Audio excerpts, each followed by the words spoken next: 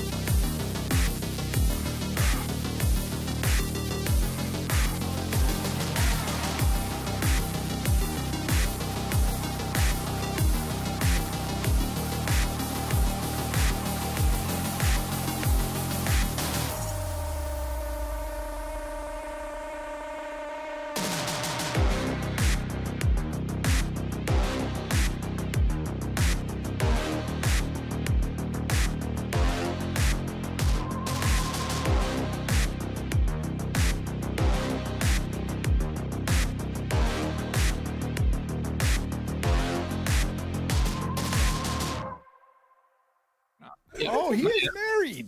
Yeah, No, he's not. I thought you have it in fucking June. I have, but that's the wedding ceremony. I'm Islamically married now after the civil. Oh, you have to wait till she turns a certain age. You piece of shit. Yo. I'm sorry. No, that was bad. God damn. I'm very nice, politically correct. I respect your culture and everyone else's. We're just 4 games. It's interesting, isn't it? That's all I'm gonna say.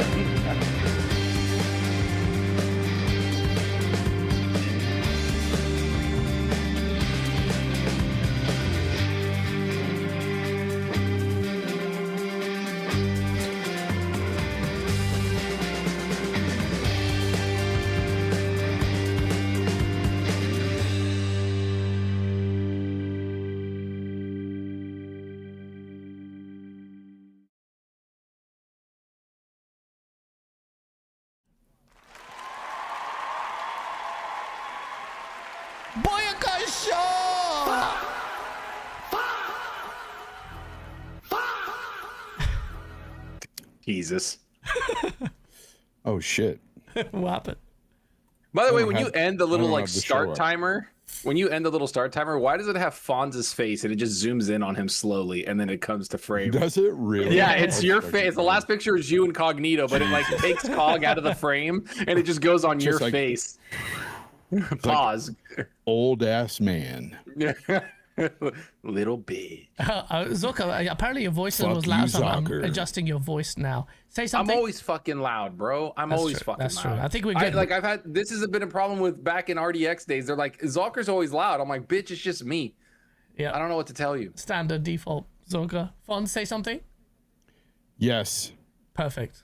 And we're good to go. We're good to go. Everybody, welcome to episode 5 of Friendly Fire. The first time I've ever doing episode numbers. I never really tracked episode numbers for the podcast, so it's kind of cool actually. I see why people do it. It's like 5 episodes.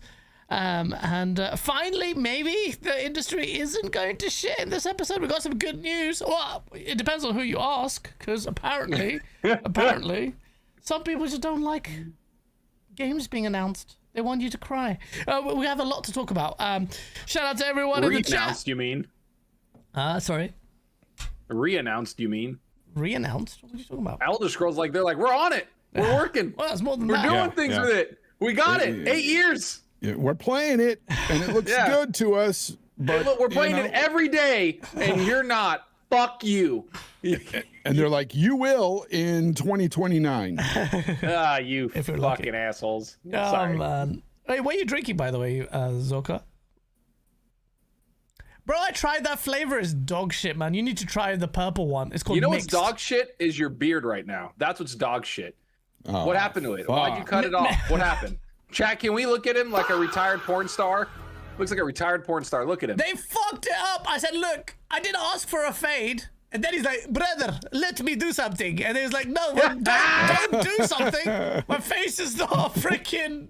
And he fucked it up. I've got a goatee and I've got a freaking... It's just stupid. Luckily, my hair grows quick, but it just makes me look good shit. Thank you. Thank you, Lau. It's okay. You know I love Fucked you. up. It's okay. You're still okay. cute. You're still You're still, cute. yeah, you still got it going. Well... I'd did. still fuck. And then I thought, let me try a new drink, because I've been drinking the Monsters... Wait, what? I don't know what you just said. What? Keep going. We both said it at the same time. And then I tried this drink, the Vimto Energy. I've never even fucking heard that. I like in my Vimto, life. and I what thought, the let me try fuck it. is that? Get off That's me. not That looks from like- the EU, It bro. looks like something that was right next to the diarrhea lettuce. That's something Bro, you have diarrhea is right. 5 minutes before the show started. That's exactly what the operative term was. Every Me and fucking Fonz. morning. Me and Fonz. That looks like something that you can buy with only shekels. That's not in this country. Or maybe some rupees or some shit. But, Fucking rupees. brother, I'll shave your beard. 10 rupees. Let me do something. I got you. Let me do something. Look great when you leave. And every time he does it, he goes, brother, 10 years younger, yes? 20 years younger. I'm like, yeah, yes. 50 years younger. I'm a freaking Benjamin Button, dude. You just fuck my shit up. But I'm too nice to say anything to him. I'm like, yeah, it's great. Thanks for that. You know, right when you leave, he goes, that guy's a fucking idiot. I do anything. So, what a pushover. What a my fucking God, bitch. Oh, man. Must be Xbox fan, I guarantee. You must take the cock too. All right, dude. Oh, shit. I didn't tweet A this little out. much. We A are little live. much. I Yeah, think too this, much. this is a We're gaming going- show. This is a gaming game show. show. No, it's What are we not. doing? I think it's fine. Get your We can shit talk about together. Okay, what have you been up to, Zorka? You piece of shit. Fucking making videos because every day is a new announcement. Yeah. It's like the industry's changing before our eyes this entire summer. Everybody's like, you know what? Fuck it. Let's go. Todd, go do interviews for the first time in 75 years. Go talk about everything. PlayStation's still quiet going, fuck all of you. We ain't doing shit. There's Halo news. Halo news. Halo news. But it's not- Fallout. It's not good. It's like, news. what are we doing? I mean, who cares if it's not good news? It's news. Yeah, There's it's true. so much going on in the industry. It's insane. Yeah. And I've been playing a lot of games. I've been enjoying Black Flag. It's pretty good. Oh yeah, I've heard good things about that. What about you, Fonz? You been playing Black Flag? I played a bit more of Black Flag, and it's really good. It's actually a solid game. It looks really nice, and it just makes you, honestly, dude, it makes me want another Odyssey type AC again. That's what it makes me want. I liked Valhalla. Like, I thought it was okay. Did I think it was as good as Odyssey? No. But I really do want like another Odyssey with and I get people like this, but apparently the new Assassin's Creed, the Hexian or whatever they're calling it, that Hex one, apparently they're taking all the supernatural stuff out. And I'm like, no! Leave it in there. That's like what I liked. That's one of the things, one of the best moments in Assassin's Creed Odyssey is when you're going around and then you run into the Minotaur and you're like, yo, what? What the fuck? Yep. The Cyclops, the Minotaur, all that. Minotaur, all that. I don't know. I kind of miss that stuff. And then it makes me want to have like another Phoenix game that the same people that made Odyssey made that. I kind of just want those like mythical, like, I don't know, man. I think they could be fun. But I got a little story to tell you guys because my life kind of took a turn. Get some marshmallows. So yesterday the news came out, and here I am jumping on to make a video. Okay, and if you guys, all right, so I put this video out there, and let me tell you, it was a bag of shit. Oh, it's worse than a bag of shit. Okay, so this video was so fucking bad because I literally. You know, we're going to get into it, but you know the big, long Bethesda tweet? I fucking read the whole thing. Off camera. And yes. And these two guys hit me up right away, and they freaking... If you would have heard the shit that came out of their mouths at me, the roast, it was like the roasting of Kevin Hart. It was so fucking... It was sad, but it was funny as hell too. I can't even play the voice notes back. I was shamed. I took that video down right away and I remade the fucking video because these two guys. First of all, thank you, Gaz. Thank you, Soccer. I appreciated the lashings because it helped. You guys turned me. You straightened me out there. Okay. But goddamn, if you would have heard some of the stuff that these guys were saying, I've got one voice note that is not cancelable. I can play it. Are you sure? Yes. Are you sure? Hey, be careful. One, some of these are pretty bad. Wait, I think it is. It was pretty bad. It was pretty bad. So if you were wondering out there, what is Fonz doing? He put up a video and then he took it down, and like 30-something people watched it, and I was like, "Fuck it. If it's that bad." Fuck it. And I rewatched it and I was like, oh my God. Nope. It was terrible. You can't play that. Terrible. I know you can. Every voice thing was bad. The only thing I said to him, I think that I roasted him on that's like shareable, was I was like, do you have a vendetta against your audience? Do you want them to die? I was like, why are you punishing everyone with this shit right now? Like, what's happening? And then he took it down and he was like, you guys are right. That was You know bad. what it reminded me of? So if you guys ever listen to NPR or you're just tuning in the radio and you hear some guy talking, he's like, today we're going to talk about salt. And basically I was reading the tweet like that.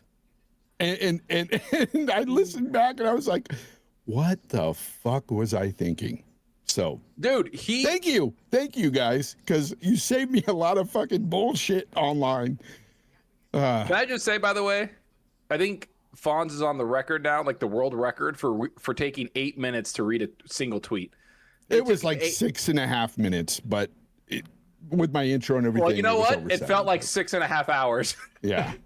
But that tweet is long, dude. That is a long ass fucking tweet. And that's why when I listened to it back, I was like, what the fuck? Don't play any of them, Gaz. You're stupid. Yeah, I checked every single one, and there was a word or a slur or something then, and you just stopped. It's just cancelable. Everything was cancelable. We were like literally murdering our friend on WhatsApp. Oh, they destroyed me.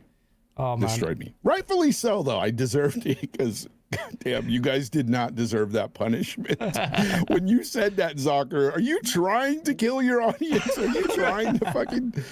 Oh, my God. I was dying. Oh, man. Thank you for that. That's the way... That's how friends are. That's how friends are, you know? Yeah.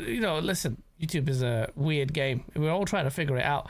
And you know, things have changed quite a bit. The old YouTube and new YouTube is very different. But I was just trying to tell Fonz, look, just enjoy the thing. We all make mistakes. I made the last video. I had to fucking filmed it on S-Log and didn't even do the color correction properly. And today I recorded the video on this Bethesda thing 3 times. And the second time was the best one because it's offhand. There's no script. It's just me going off on one. I freaking had a voice filter on because I had no headphones on for the first time filming. I'm so pissed. 17 minutes sweating in this box. Couldn't even get out. So shit. So I'm still annoyed. So the video's delayed till tomorrow. Yeah. So yeah, apologies. Your cam looks good, by the way, but you got to fix the anti-flicker thing. Bro, I have tried so much stuff there. This is a power. I wish I was there. I would fix it for you in a minute, speed bro. I've changed it from NTSC to PAL. Bro, the shutter speed, you just have to go one by one. And I've done it. It's so... I've done it. I've got the shutter How thing far right. have you gone up Every on that? single notch I have tried. Every single notch. If I go way too low, then obviously it goes slow motion because of the shutter speed. Yeah. But you know what? The kind of that little glitch there on the skull, it kind of works. It's a little bit glitchy. It's fine. It's maybe. I don't know. I want to, dude. I don't know. Just send me your shit, bro, and I'll send it back fixed. Oh, can we get into? I'm sorry, Gads. Are you able to share your screen? Why? Because we're gonna be a little messy today, and I got to do this because I got sent this today. Aaron says, fuck PlayStation, anyone who supports it. Hope you all are having a great day. Thank you, Aaron. Did anybody see MBG's video? Oh, yeah. That cut up? Yeah. He said he's never going to support PlayStation. They're not going to get another thing. And then it's like 2 weeks later, and it comes up, and it's him like, well, I run a PlayStation channel. Am I just not going to game? I don't want to start over. Yeah. Oh, my God. Yeah. Brother. Folding. Brother. It's predictable. The point is you don't go that hard where you say you're never going to give them anything. That's the point. Facts. You shouldn't have gone that hard. You know you weren't. You were passionate. You were trying to get something out there. Listen, I don't have an issue with you, but god damn, 2 weeks later did you fucking fold on what you were trying to say? It wasn't even 2 weeks later, man. It was just a few days later, man. It was like bam, like here you go, like, oh, I'm not supporting them anymore. They're not getting a single dollar of mine. And then he's like, well, I run a PlayStation channel. What am I going to do? It's like, go somewhere else. Bro, it's been 3 weeks, almost 3 weeks. PlayStation hasn't said a single word about this whole thing. Because they're not pivoting. Yeah. They're not fucking pivoting. They're saying, fuck you. We don't care. We hear everything. We see everything. I mean, you know why? The comments of that Marvel freaking Wolverine trailer, dude, it's an abomination. I'm surprised they haven't turned them off. Because everything in there is just like, oh, did they? Because they were just like, you guys are killing physical games and all this shit. And I was just like, wow. People are relentless. Bro, Except for MBG, I don't think they're switching, because if you saw the Black Ops video game sold like, did you guys see that? Like the Black Ops game sold like 5.25 million units. The like whatever they put on PlayStation, and then the other one sold like 2 million or something. Active player, like PlayStation's like, yeah, you're not gonna go digital. Xbox games that really is crazy, bro. Oh shit, Ron in the chat with the 2 says Fonz used to say he wouldn't buy $70 games, and I haven't except for one. One and is I too regretted much. it. I had buyer's remorse on that, and that was God of War Ragnarok. Oh really? That was the game. How much did you buy the other games? Ragnarok. Yeah. Really? First of all, Ragnarok is. Because I loved it. Bro, God of War 2018 is a fantastic fucking game. Yeah, it is. So I thought Ragnarok was going to be just as good. Wrong. And it wasn't. You're wrong. I was wrong. I need to go back and play that. But Ron, they don't even have. I have since not bought a $70 game. I buy my games cheap. I buy them freaking either on other, key sites and stuff like that. I don't. They're still $70 games technically. And you don't own them. But yeah, they're just licenses. You're and buying you don't licenses. own them. Remember that. You don't own them. Remember, yeah. You can't resell legally, them because that's the definition. Legally. You can't redistribute it. Nope. Fucking hell. We're not going. We're definitely not going over that fucking argument again. We're not. We're moving on. Yeah, we're moving on. yeah, Next chapter. We're moving on. Paris says, "Don't pay attention to the man behind the curtain." Who the fuck is that? There was always a plan for Fallout. It was just a secret. What? I think he's talking about all the bullshit that just got announced that, oh yeah, all the pre-production takes years. All this takes a while. We're right where we want to be. Yeah. Bethesda. Hey, even though no, you weren't. No, hold on a minute. Didn't Paris get absolutely flambéed by someone public? But Bethesda actually replied to him. Paris was like, this should have been in the works ages ago. And they were like, yeah, this has been in the works ages ago. And then Paris Lily didn't say shit. Paris Lily, shut the fuck up. I love you. Ron G. said, I love you. Why are you roasting him, bro? Because I can only do it from a distance. When I saw him last time in San Francisco, he just literally came out of nowhere. You know, like that meme where the guy just grabs the guys by the neck. You mean like you and that? Yeah, you just see this. You just see this big old monster of a guy walk up to you, and you're just like, "Holy shit!" Yeah, you're not talking shit. Yeah, that's why he's like, say it to my face. You buying GTA 6 fonts? Stop it, man. Oh, Run! Oh. Run! Got him. Go on, tell me. Are you? But here's the thing. Here's the thing. Yes. Which version are you buying? You're done, Fonz. You got no leg to stand on. Which version are you like a buying? lawn chair. But here's the thing. Will it be full price, Ron? Yes, of course it I'm will. going to What play the it. fuck are you talking about? I look. Hold on. Where are you going to look if you buy it on PlayStation PS5 Pro? Where are you going to look? Yeah, Get you're fucked. right. You're right. You're right. Oh, shit. Oh, shit, Ron got you there. Bro, not only are you... Wait, hold on. Which version are you buying? You don't even pay 70. Are you buying the $70, $80 version? But you want to say... It's a Rockstar game. I'm buying the $1 million version. He's buying the fucking... He's buying the $100 version. Give me the top. Give me the This top. fucking bitch. Hey, give me the collector's booty You know what? statue. I don't care what it is. Like, give me that. It's Rockstar. That's my favorite. There it is. You know what? Then I guess you can't be mad at MBG because PlayStation's his favorite. You guys are equal. Well, here's the thing, though. Here's the thing. I said this about $70 games right at the beginning, at the start, and I didn't do it for a long time. And then I bought the one, and then I regretted it, and haven't bought one since that's been full price. But Rockstar, that's my kryptonite. Rockstar is an exception to the rule. Rockstar is always the exception to the rule. I agree with you, Fonz.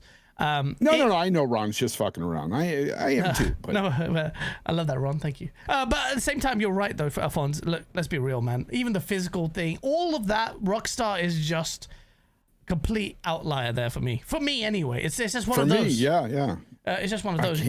Can't put a price on art. You guys are fucking lawn chairs, dude. Shut the fucking folded like go a bitch. paint your Warhammer collection, you piece of shit. I will, bitch. Your Warhammer collection. You know what? I'll finish an entire army before you put out a video, Jesus. bitch. I want to hear it. Wait. Do you have a Warhammer collection? Are you? No. Okay. Yes, look at that. I'll tell you what. Me painting? Fuck no, I got patience. My older brother. Yeah, that's he paints those things. Those. Yeah, I Warhammer. painted the Doom guy. It's me. I got laid off from Bethesda. That's all I have to show for it. Bethesda. Bethesda. Well, okay. Look, MBG. I think in my last video I said respect to everyone calling it out, and then I put MBG's clip on, and then I said, will they actually do it? I think it's all theatrical, and boom, there it is. He just caved in record time, even faster than I thought he would, which is. It goes to show how naive I am. But at the same time, you know, I have to say, PlayStation are... Bro, can I just... Every fucking thread you go to, every thread is by PlayStation. By default, there's a community note at the end of it. The community's at them. And you know what, PlayStation... What... The most hilarious thing is, since the start of last gen, they made a big song and dance about it. Went up on stage. They got that guy, I forgot his name, not Andrew House, whatever his name is. Talk about physical and how they really cared. So the PlayStation guys really latched onto that narrative and then they used that against Nintendo guys and PC guys, everyone. And it's quite hilarious that the company that is now leading the destruction of physical, should we say, is Sony, and it hasn't even had the base courtesy to even address it to you. But the hilarious part is this: they don't care. They don't care at all for your opinions. So what does that mean? They never did.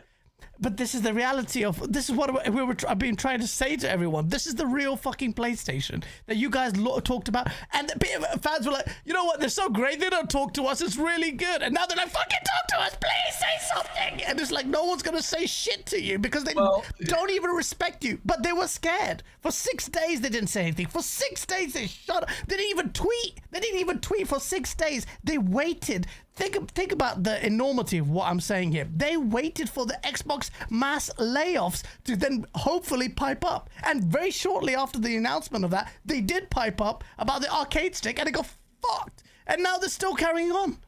And they're just doing it like normal. Surely it can't continue. Is it like, do you think people will just eventually forget? Do you think this is an inconsequential thing? Forgot. Yeah? I think people already forgot. That's what I think. I mean, the only person I've seen that, did you guys see the guy that lost all his stuff on Xbox? Oh yeah. Like he lost the OneDrive, all that, and it went viral. Yeah. Xbox responded to them. Microsoft responded to him. They helped him out. They tried to get it going, whatever. It's the bad thing about that is that he had to go fucking viral to get any attention to fix his shit. That's true. The other thing under that thread that I saw was Colin Moriarty, funny enough, actually said you would never see Sony respond like this at all. Ever. We would never see it. All your shit would be gone. All the backlash, they don't give a fuck. Do you know why? Because they don't give a fuck. Because it's the same Colin Moriarty who went up to talk about how he got hacked and it was so easy and he had to start speaking to freaking PlayStation to get it fixed. Him with his stature and his place in the industry is the only way he could get it fixed.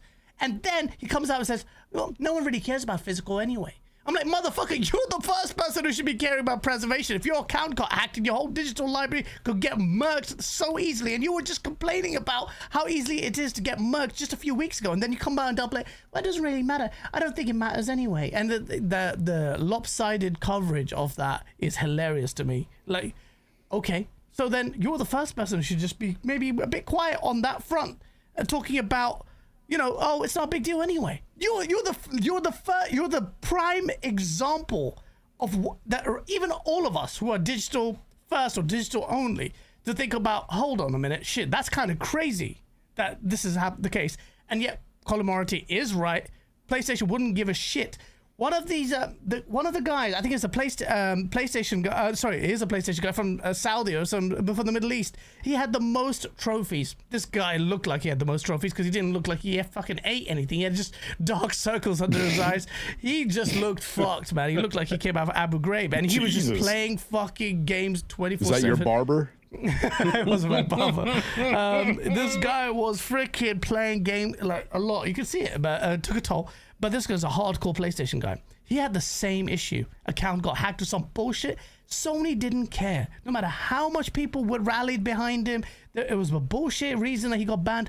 Sony didn't care. They didn't give a fuck. That's PlayStation. PlayStation's customer service. This is the future of PlayStation. This is what happens when, you know, you let the market leader coast its way, and, you know, nothing is changing. Well, they were like that before they were even the market. Like, I get they've been the market leader for a while. When they were even competing with PS4, they didn't talk a lot. The executive Sean Layden. Funny thing is, like, Sean Layden's out more talking than he's ever had in his entire. Like, he's talking about like Sean. He's talking about PlayStation physical. He's out there. When he was at Sony, they basically told him, don't talk, don't say anything, basically, and he just didn't say anything. So he would go out and show games. And to be quite honest, Sean Layden was one of the few CEOs that the games did the talking. He didn't need to, because the PS4 generation, all that shit he greenlit, like all those games he brought out on PS4 is the foundation that why PS5 is even remotely successful to me, because that's all, like, that's how bad it is that Sony will never come out and say anything about this, and they never will until people don't buy their shit. And the only way that's going to happen is if it hits the normal casual market.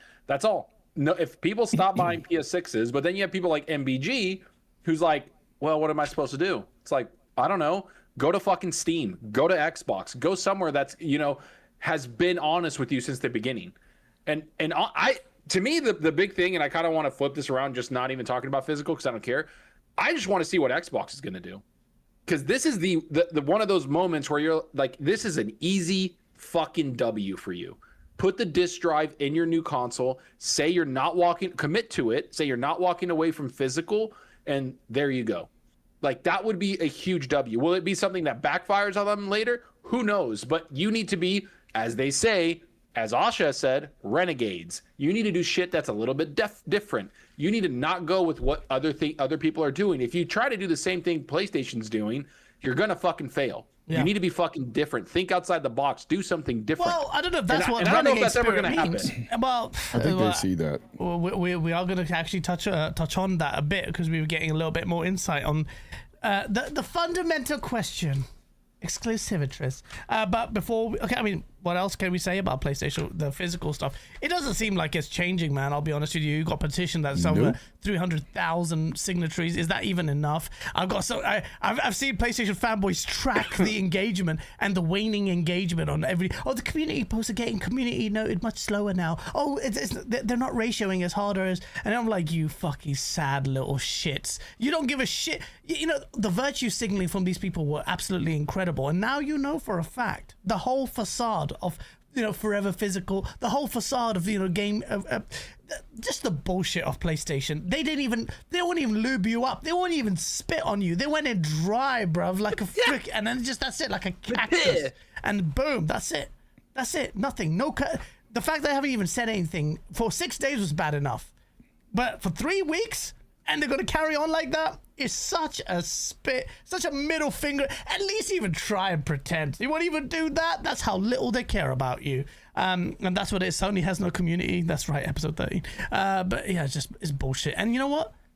It's deserved. That's literally the environment PlayStation has fostered. Xbox fucks up all the time. They're so incredibly inept in so much of what they do. But at the very least, the big reason why a lot of us have an affinity with that brand is because they're so, you know, it's kind of cute how fucked in shit they are at doing things, but they do respond. There's always this back and forth of, oh, right. How did you think that was a good idea? Oh, you reversed it within 24 hours? You know, the Game Pass the gold Xbox price Live hike? 120? Yeah. They've done it so many times. How many U-turns? They did the thing with DRM. They come up on stage. You had Angry Joe with Major Nelson. And then they're just coming unstuck. And even though it's still the same corpo, especially, it's a mega corp, for God's sake. It's freaking Microsoft. But it's still somehow remarkably...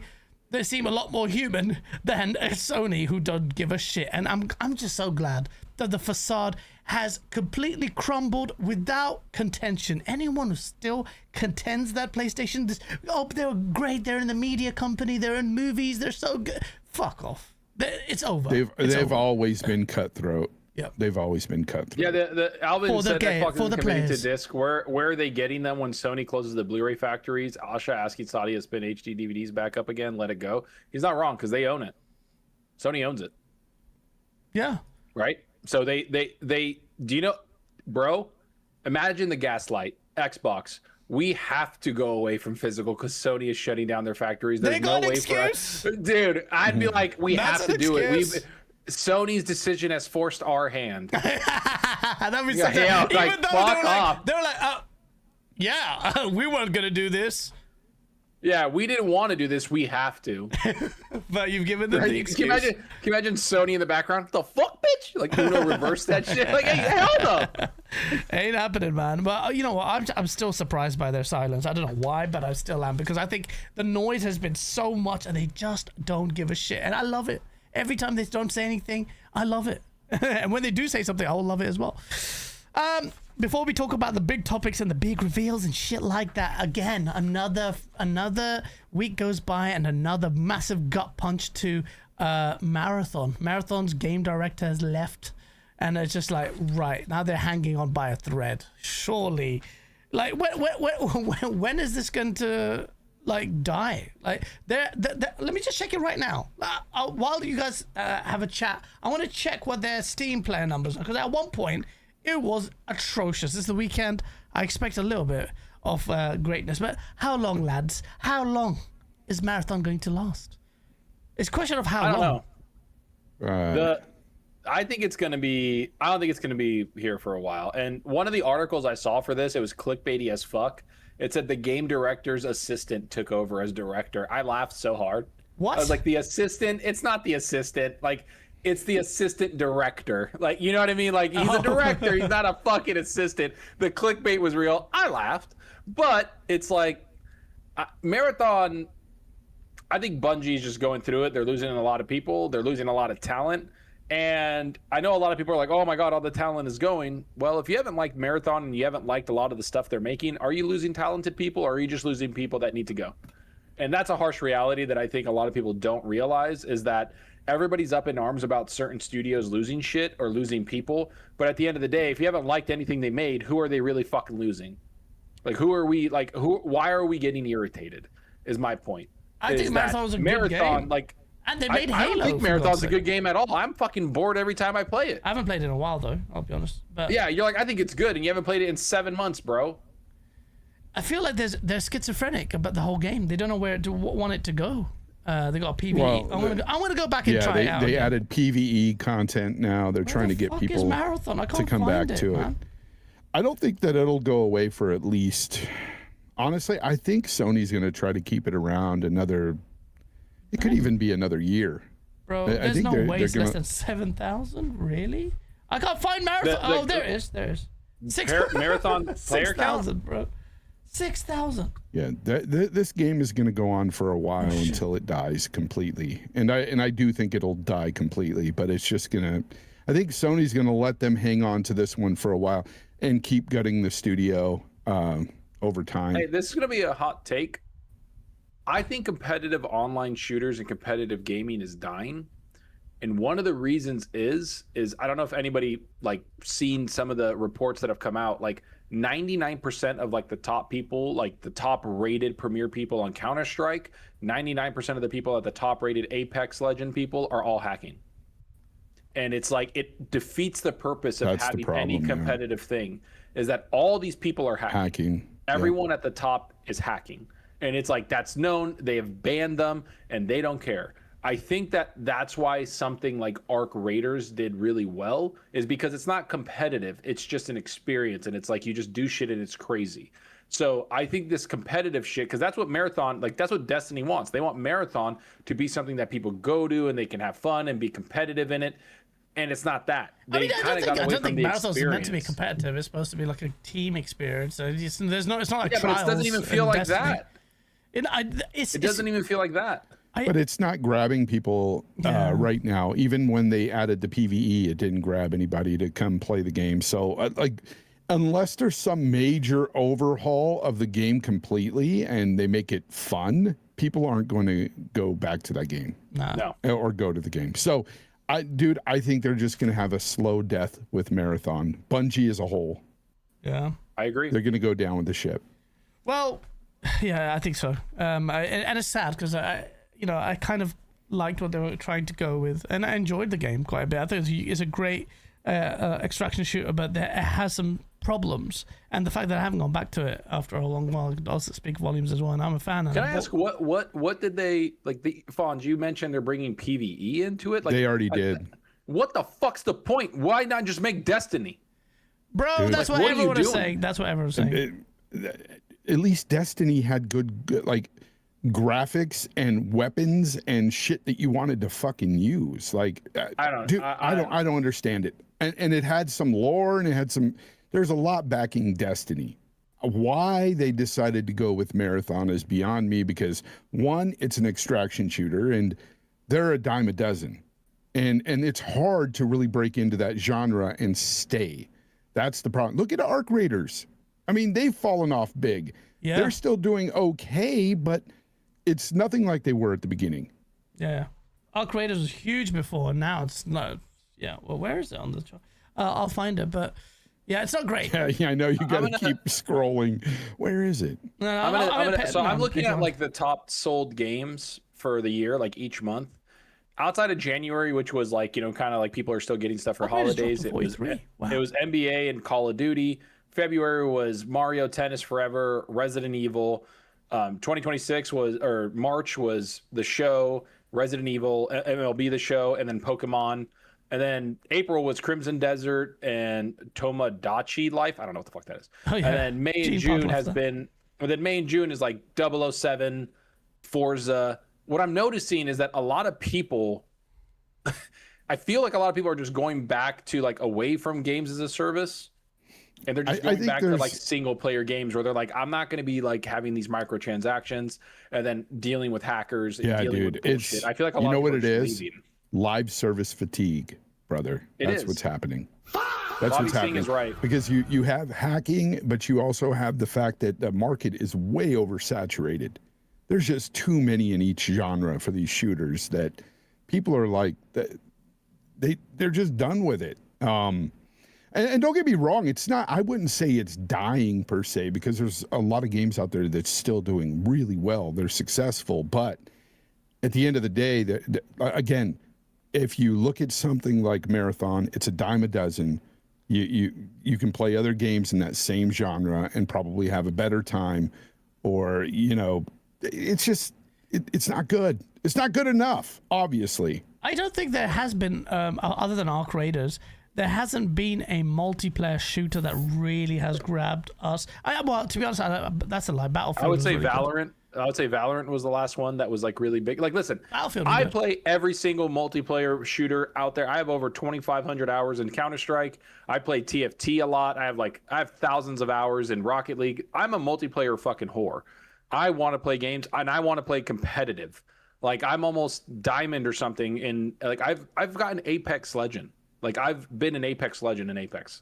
So it's like you've been an Apex Predator. I was an Apex Predator when I was on Mixer. I was back when I was like in 2018. I did it. Zoka is a toddler. Yeah, bro. So Holy shit, Apex Predator? I love playing these fucking games. Yeah. But even I can see an issue where it's like Arc Raiders was really good, and one of the reasons why it died is because it was just full of hackers, and streamers were like, Hackers is a bro, problem. like we need like this is insane. So they stopped streaming it because they're like, we're just getting hacked every game. Yep. And so they were even going to other countries and shit, trying to get away from the hacking and the freaking stream sniping and stuff, but they couldn't. It's that bad. I'm a big multiplayer guy. I just think there is fatigue. I think there's too many of them. And I think that every studio and every publisher is chasing it. And so I can see why Marathon, it's like, unless you're exceptional. Marvel Rivals, I would say, is the last one that like really grabbed people. Marvel Rivals, unless you're exceptional at what you're doing and people like it, and there you go, Sulker's still a predator. Fuck you, T-Gap. Oh shit, that's fucked. Well, I do think that there's a point to be made about that dying thing. I've always thought about it. I want a new Quake, but I still think there is a formula to reach. The thing is, when it comes to live service games, people try to cater for the masses, like all the casuals, all the Fortnites, and all that crowd. They don't want money. Yeah, they're chasing the money, and that's the part of. I mean, Fortnite can't even fucking do it anymore either. Like, Fortnite's trying to figure out how to be Fortnite. Oh, like, dude, did you see what they're doing now? What Did you see what they're doing now? They're making sexy characters now and everything. Ooh, They're like throwing Marvel stuff Rivals? in like that. Yeah, kind of. Yeah, they're throwing That stuff in thirst like trap? that now. Well, that's a game for kids, though. Mostly kids. Well, it's not a game for No, kids, but but they a lot of are. kids play it. Well, a lot of adults play that game. Let's know. be real. Yeah, that's true. Wait, Gaz, did you play Battlefield, the newest one? Yeah, it's really good. That was The new I loved it, season's and it was- out soon. and Next there's week. no competitiveness in it. There's no like ranked. I just enjoyed it because me and my buddies would play it. I was like, I love Battlefield because of the destruction and everything going on. I think it's so fun. That was the last one to me that I was like, this is great, and I played a lot of it. The I Naval enjoyed it. Warfare update is coming out soon, and that's going to be really good. Hell yeah. Actually. I'm gonna Oh, try somebody said that Fortnite added Bikini Catwoman. I didn't know that. the fuck. I saw them add some other things like. But isn't that like age gated? I can't even remember. You got to have like they can easily do that, isn't it? Just not enable the. Yeah, I don't know. It's not like it's nudity. It's just scantily clad characters. I mean, not like they're shit. We marrying played that when we were kids. Like, come on. Yeah. Oh no, soccer. They aren't trying to marry him. Fuck you. We've got Battlefield, Naval Strike. Then season 4, the legendary maps coming back. I'm seeing some people get excited for Battlefield 6 as well. The new season. That's what's playing on screen right now, and I'm actually looking forward to. This is the thing that will make sure. Oh, that's a 6 skin. You can tell I'm such a whore for this stuff. You are such a whore for How much have you cosmetics. spent? How much did you spend on Apex? Yeah. Legends? Let's not talk about it. It's old now. Okay. It's expired. He's a whale. He's a whale. Oh, this is the in classic fucking map. Apex. It's a classic map. It's back. Yeah. So, bro, this actually looks sick. I need to go back. I will go back to Battlefield, and I will probably stream this when it comes out. Dave? Oh shit, that's sick. What is up, Dave? What's up, Web Dave?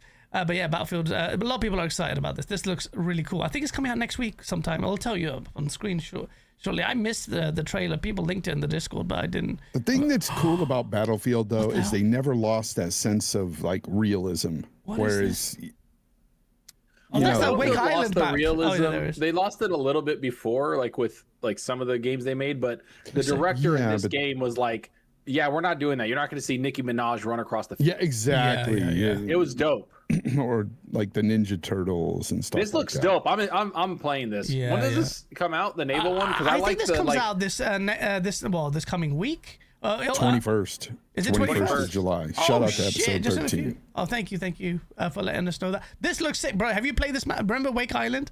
It's fucking sick, this map, to be able to play. Season 4, I'm ready. Red Sec's dead, though. Does anyone even play the Battle Royale version of that game? No. I don't think people play. Why did they I don't show- know. I don't know about anybody Yes. else here, but the only battle royale I play is legitimately Apex Legends, and that's it. July 21st. And, yeah. and Fortnite here and there, but it's literally Apex Legends is all I play. Bro, This looks dope. Yeah, it actually looks sick. The funny thing is I always said that this like Battlefield's trailers, when you look at them, and I know they try to make it look all flashy, this is the only game where a trailer truly translates to the game. Yes. Like where you're like, this is insane what's happening in front of me. Yeah. Like I've literally had crazy shit happen where like a Jeep is coming at me, they get hit with a rocket, they fly over me, crash into a building, the building's coming down. I'm like, yo, this is fucking insanely cool. That's what I love about Battlefield. Yeah, it is yeah. I just wish I was good. I can't play multiplayer games because I get my ass handed to me. Yeah, as I get older, it's You the same. suck at gaming. It's not about I that. do suck at multiplayer. But you know, I do suck. Yeah. These young kids, man, they got freaking These whippersnappers. These young they're whippersnappers freaking with good. their Adderall and their, I don't know what you I call it. don't need no Adderall. They're just you got faster reflexes, man. Yeah. You lose it as you get older. Yeah, it's fact. It's sad. It's sad. Speaking of sad, let's talk about Halo. Oh, I thought you were going to talk about my video yesterday again.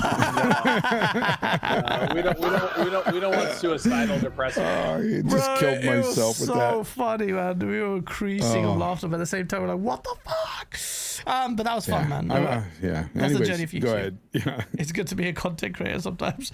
Sometimes it isn't. We've got Halo news. Apparently, Pierre Hintze is a piece of shit. Zorka, you said he is. Hintze. Jesus, brother. I remember the interview with him, and he comes up on the stage. He goes, "Hello, my name is Pierre Hintze. My pronouns are he, him." I'm like, "Here we go." I'm not saying that he's not allowed to announce it. I'm not saying that he's not allowed to announce it, but I'm just like, here we go.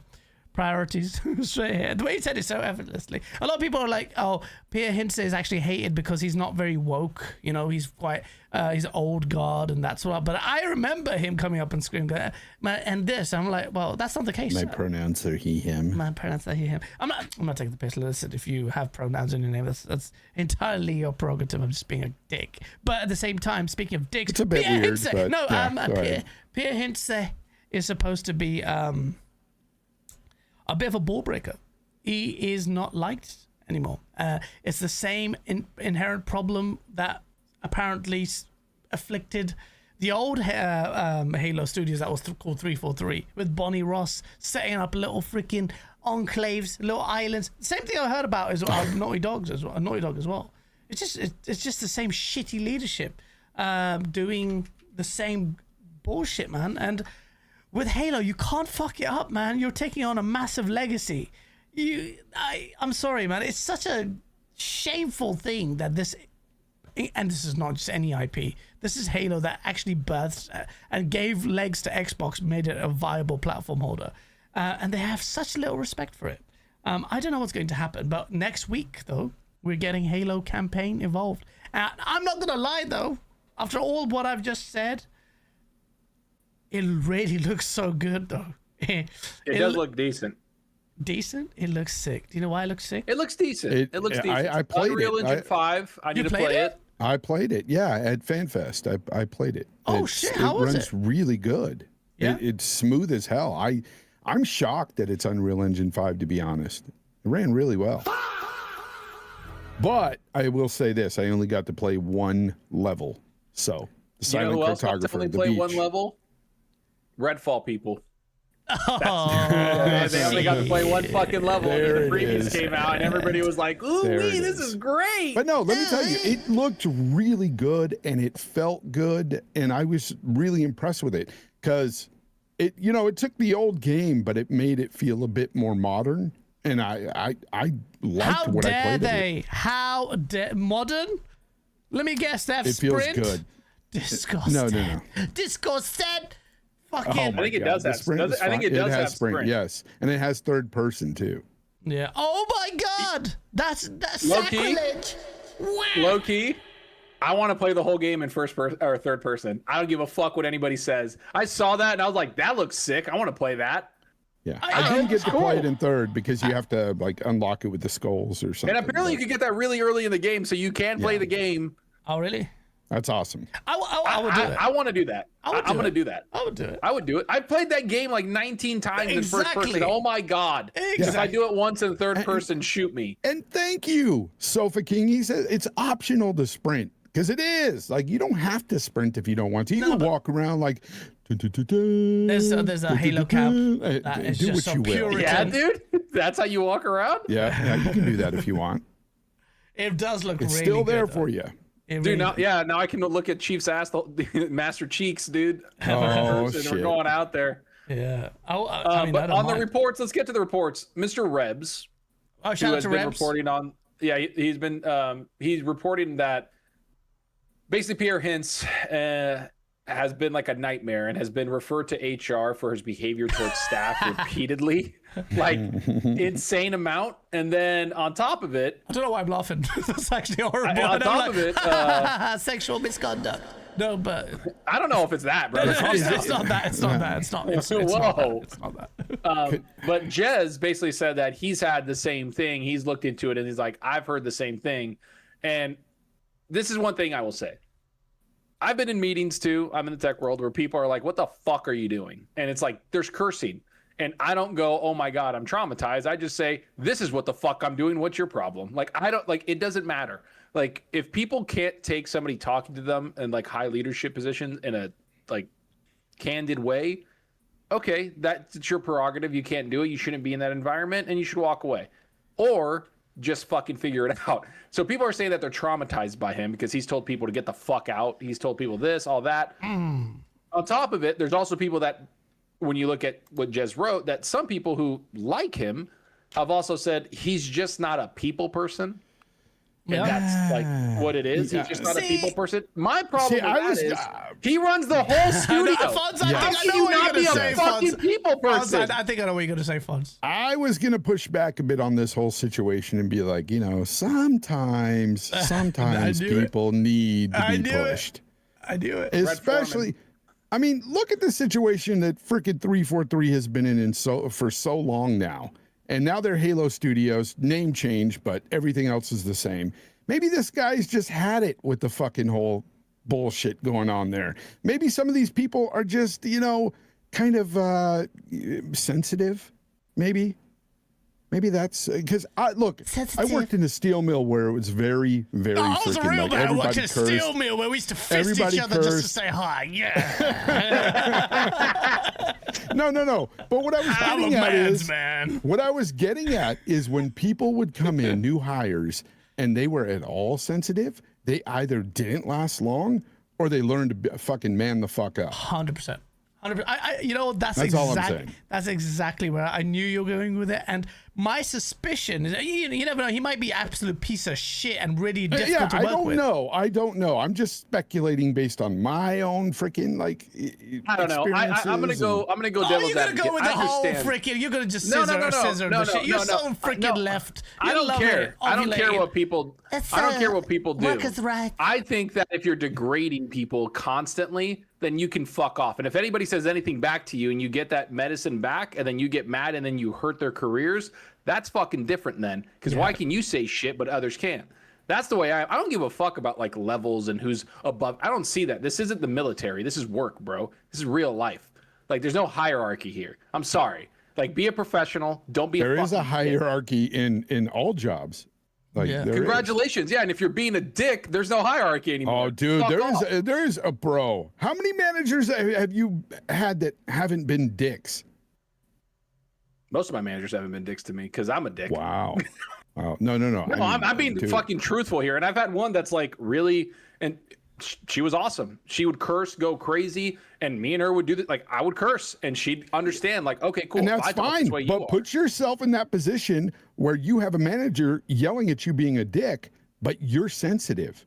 So I'm going to go to HR. I can't put my hands. I can't put I can't put myself. That's in what that. I know. That's I'm what not I'm sensitive. getting at. That's what I'm getting at. Some people will probably hear the word dick and be like, "Oh my god, I'm going It's to true. HR on it." It's true. It's true. 100%. And there it's is people out there like that. Yeah, but you got to know how to, like. There's some people that I've worked with that are very fucking sensitive people, but you know what? Their work is fucking great. Yeah, but So you I can't know, say like, that you have about to talk- 343. So shut the fuck. I mean, no, you can't. Time out. You can't say that about 343's leadership and the decisions they've made. Yeah. I don't know about the people, because let's be real. Like you were just saying, like the Slip Space engine, shit was running at 120 frames. Shit was smooth when you played it on multiplayer. So those lower dudes got shit done. Like, I'm sorry. Like, you can say what you want. That game ran pretty decent. And then all the fucking leadership decisions and the story and the campaign, that was trash. That was bullshit. All the stuff they've done was bullshit. The leadership handled the Halo show. What are we talking about? No one is exonerating the freaking leadership, by the way. If Yeah, anyone is responsible for that's the rinsing the leadership, it's us lot. But what I'm saying is Yeah, the and defense is it's right, Two though. managers, And we're not 14 layers yelling at you. Yeah, we're not saying. I would fucking flip my shit. They're not And fucking look, yelling. and we can't say, because we have no experience with this man, with Pierre Hintz. We don't know exactly what he's doing or whatever, but we can just speculate and say, you know, some people may be more sensitive than others, and some people maybe he did yell and say some things that were wrong. Who knows? I don't know, but I'm just saying you got to think of the other side as well. Yes. I think that in today's day and age, especially with some of these dev diaries we've seen. I know exactly what you mean. Let's be real, okay? Bro, if it's you have so to come true. out and say, "Hi, my name is Mary and my pronouns are she, her," like if you have to say that, you know there's some sensitive ass people you're working with. 100%. I'm sorry, just gonna fucking say it. It's of course Sorry it if you is. hate It's me. Cancel facts. me. It's facts. What you're saying is facts. The game. Look, I know this is gonna be like look, gaming. There's a lot of left-leaning audience, and that's standard. That's fine. But you see these dev diaries. You see some fucking weird guy wearing a weird the flamboyant. left-leaning It's not it, but bro, it's not even about Gaming is left or very right. This has left-leaning. nothing to do. No, but this has Not nothing the to audience. do. Brother, That is a- this that has was nothing to do split. with left versus right. This has Bro. everything to do with today's freaking just the social media, how people freaking act right now. Oh, you watch a it's dev just diary, someone's different. fucking It's riding a different. tricycle with purple hair and wearing I this know. weird flamboyant I know. scarf, and you know for a fact that even if I joked the way I joke with you boys, I'm an HR nightmare. I will get Yes. absolutely Yes. irrigated canonically by HR if I even step foot. As somebody in the tech industry, I guarantee you, there's more people like us in the industry than not. Because I have hung out with people. I know you're saying like the tricycle That's- thing. I didn't see that Game often. broke There it. was There's fault. Zocker just DDoSed you. Bro, I turned off the VPN and instantly fixed. We're back. We're back. Oh, you were hiding behind a VPN right now. Yeah. That shit'll fuck your shit up sometimes. Why are bro. you on a VPN? What are you doing? You talking to fucking goddamn Afghanistan? He's I routing didn't through gig fucking into Mumbai that, but- and shit. Bro, it was the fucking Dude. VPN. It was just messing up. Why do you have one on? Dude, never have your VPN on when you're streaming I because get it'll gig fuck it down and up. up. I've got two PCs. This is my streaming PC running it through. I've got gig literally running through now. Chat. Sorry. We're back though. We're Technical back. issues. It happens, yeah. What were we talking about? Only on this show We were talking about the blue hairs at Microsoft. Oh my god! You know, Gaz, I Studios. guarantee you the blue hairs would be able to have a nice, not technical issue stream. Unlike you fucking bitch. Every time you have a technical issue, I want to fucking teleport myself through your camera and beat the shit out of you, and then actually fix your system because you don't know what the fuck you're doing from a technical perspective. It irritates me so much.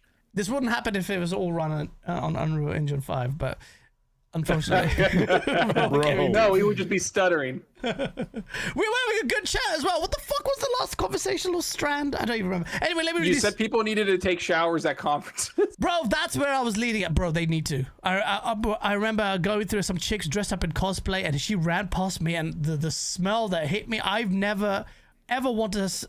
Like women, like guys, fair enough, but women, it's just like it's terrible. And with game devs, you could tell. Guys, fair enough. No, not even fair enough. Honestly, they're sweaty. They're just weird. They're just soaked in sweat. They don't shower. I'm like, you finally come out in public. At least do the base courtesy of do a shower. I remember doing an interview with Tina Palacios. She was a community manager at Infinity Ward, and she goes, "Oh, you smell so nice." And I'm like, "Oh, thank you." I'm like, "Is she flirting with me?" But no, it was the fact that everyone else smelled like shit. Shit. You smell No. it's that's crazy, hilarious. Bro. The gaming space. Let's be honest with you, man. You got an old gen, game devs. You had your John Carmacks. You had these guys who were beasts. They sat in, they coded, they go hard. Yeah, that's why I'm saying there's a whole difference. You talk about talent pool here and there and how good the fucking developers are. They're not the old school devs.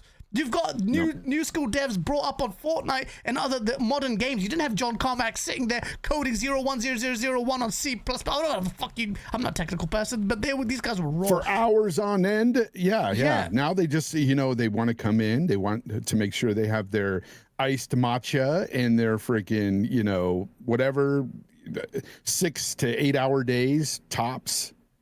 Yeah. That's I'm gonna it. tell you right now, those people that are doing those like coffee breaks and shit that you see online have actually fucked themselves because they're like, this is my day in life, and they work like 2 hours. Yep. Those are the 14 layers of management. What you don't see is the actual technical engineer and the technical teams that run them actually working. Like they go get coffee at the shitty machine with good coffee, by the way, but it's a shitty machine. Always good coffee, just shitty machine. Yeah. And they get the coffee and they go back in their fucking rooms and then hash out everything. And then you see the people walking around with their HR thing like, how's your day going? I got my lot. And you want to fucking roundhouse kick people. That's the problem. Like that's the fucking problem, is that those 14 layers of management. And then when the technical person wants to push something to the stack or put out a new feature or do anything, that's when those people come in and start just asking questions. Yep. And they're like, well, what's going on with this? Why are we doing it this way? Because you don't know what the fuck you're talking about. That's why we're doing it this way. Yeah. Just shut the fuck up and make sure you get the budget for me to do it. That's your job, not ask questions. You've worked with people like this for many years, Ocker, so you would know.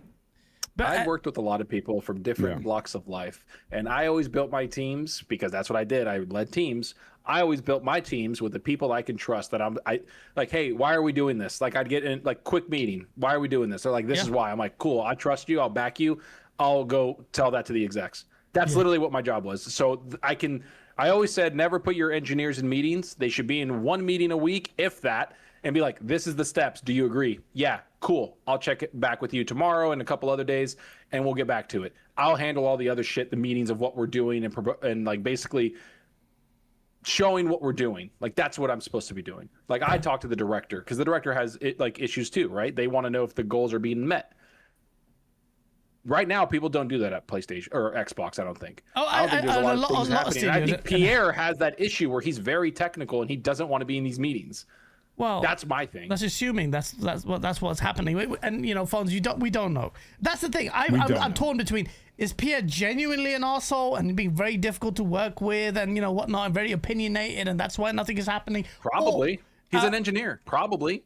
He's technical. Or maybe it's just he really actually does want to get shit done, and the people are just being too soft and they're so coddled and they just don't want to handle an opinionated person who really is going out there to fix the shit, fix the rot that has afflicted Halo Studios for ages. They're so used to the hands-off approach from the old leadership, because we've seen that, man. They were so, bro. We talked about this. I think it was with Double Fine where the woman came up on stage and said, "We just decided to take the piss and see what Microsoft would greenlight," and then they greenlit it. And now you can cry for me on social media about how I lost my fucking job. I'm like, I'm not. Nobody gonna do fucking cried for them. I don't like the whole the only person that cried was fucking Greg Miller, and he was wrong. Straight up, he fucking was wrong. He said you're going to shut down these studios. No, they didn't. They actually gave them runway to go survive. If you think that they are amazing art creators, they gave them they let them keep their IP. You think Sony would let them do that? You think Sony would let them do it? Fuck no chance. What do you mean would Sony do that? Look what happened to fucking Bluepoint. Yeah, I know. Bluepoint got fucking murked. Yeah, but and then look what's happening to Destiny right now. Look what's happening to Bungie. Where did timeout? Where did PlayStation? I'm sorry. Where did fucking PlayStation give studios money for a runway to make their game and keep their IP and not cancel the game and be like, you have it where you can release the game and it's yours and you can stand on your own 2 feet. You can plan your next project. We're just not a part of it. You have independence. Where the fuck has PlayStation ever done that in any studio they shut down? Where has that ever fucking happened? Nowhere. And everybody's sitting here fucking attacking Xbox's bloodbath when it really wasn't a fuck. I know people lost their jobs and it sucks. But now it's like, I was mad about id Tech getting hit. The studio head came out and was like, nah, we're good actually. We have a lot of people and we're doing good. The id Tech team's doing good. We collaborate with fucking Machine Games. Machine Games wasn't hit, I don't think. We're doing fine. What do you think happened? They got rid of 14 layers of management, man. They went from 14 layers to 3 to 5 because that's what they said. Bro, the whole layoff thing is so, the way the media is now is fucking ridiculous. It's such a joke where you've had everyone oh, we've completely lost faith in them and their people have lost their jobs. So what do you want Xbox to do? Because I'm telling you right now, we had Kotaku release their freaking thing. They said, the announcement feels really icky, and it's like, oh, the fuck are you talking? It feels gross. And then you read the rationale, and I guarantee, read it.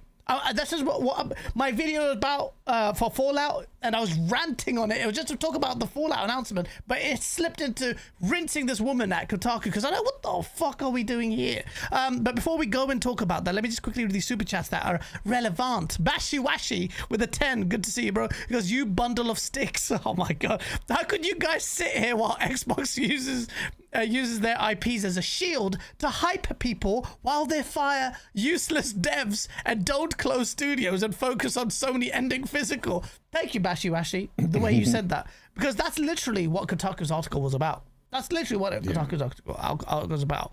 The people don't have that perspective, and they've lost it. They've fucking lost it. Perfect image with a 10. Some people say instead of cursing, use a dictionary word that pontificates your words to describe what you say. I say, so fucking what? I use whatever I need to use to get my point across. I don't need to sound smart. Look, ultimately, it is language, it's prose, it's vernacular. Taking the gas route, you don't need to sound smart. Yep. Keep going. Sorry. And you still get your message across. As long as you get your message across, that's all that matters. Perfect image. You're right.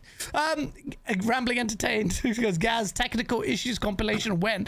Bro, that thing would be 15 terabytes for that compilation. Daddy Passion Official, take your IPs with you. They aren't selling anyway. And that's fact. It's true. They're not even putting them out there. Everybody's talking. I know the developers at Bethesda and everything where I think they had a union. They're marching outside of Maryland and at Texas, and they're marching oh, we got laid off. It's dude, what happened with Bethesda is Phil Spencer basically never touched them.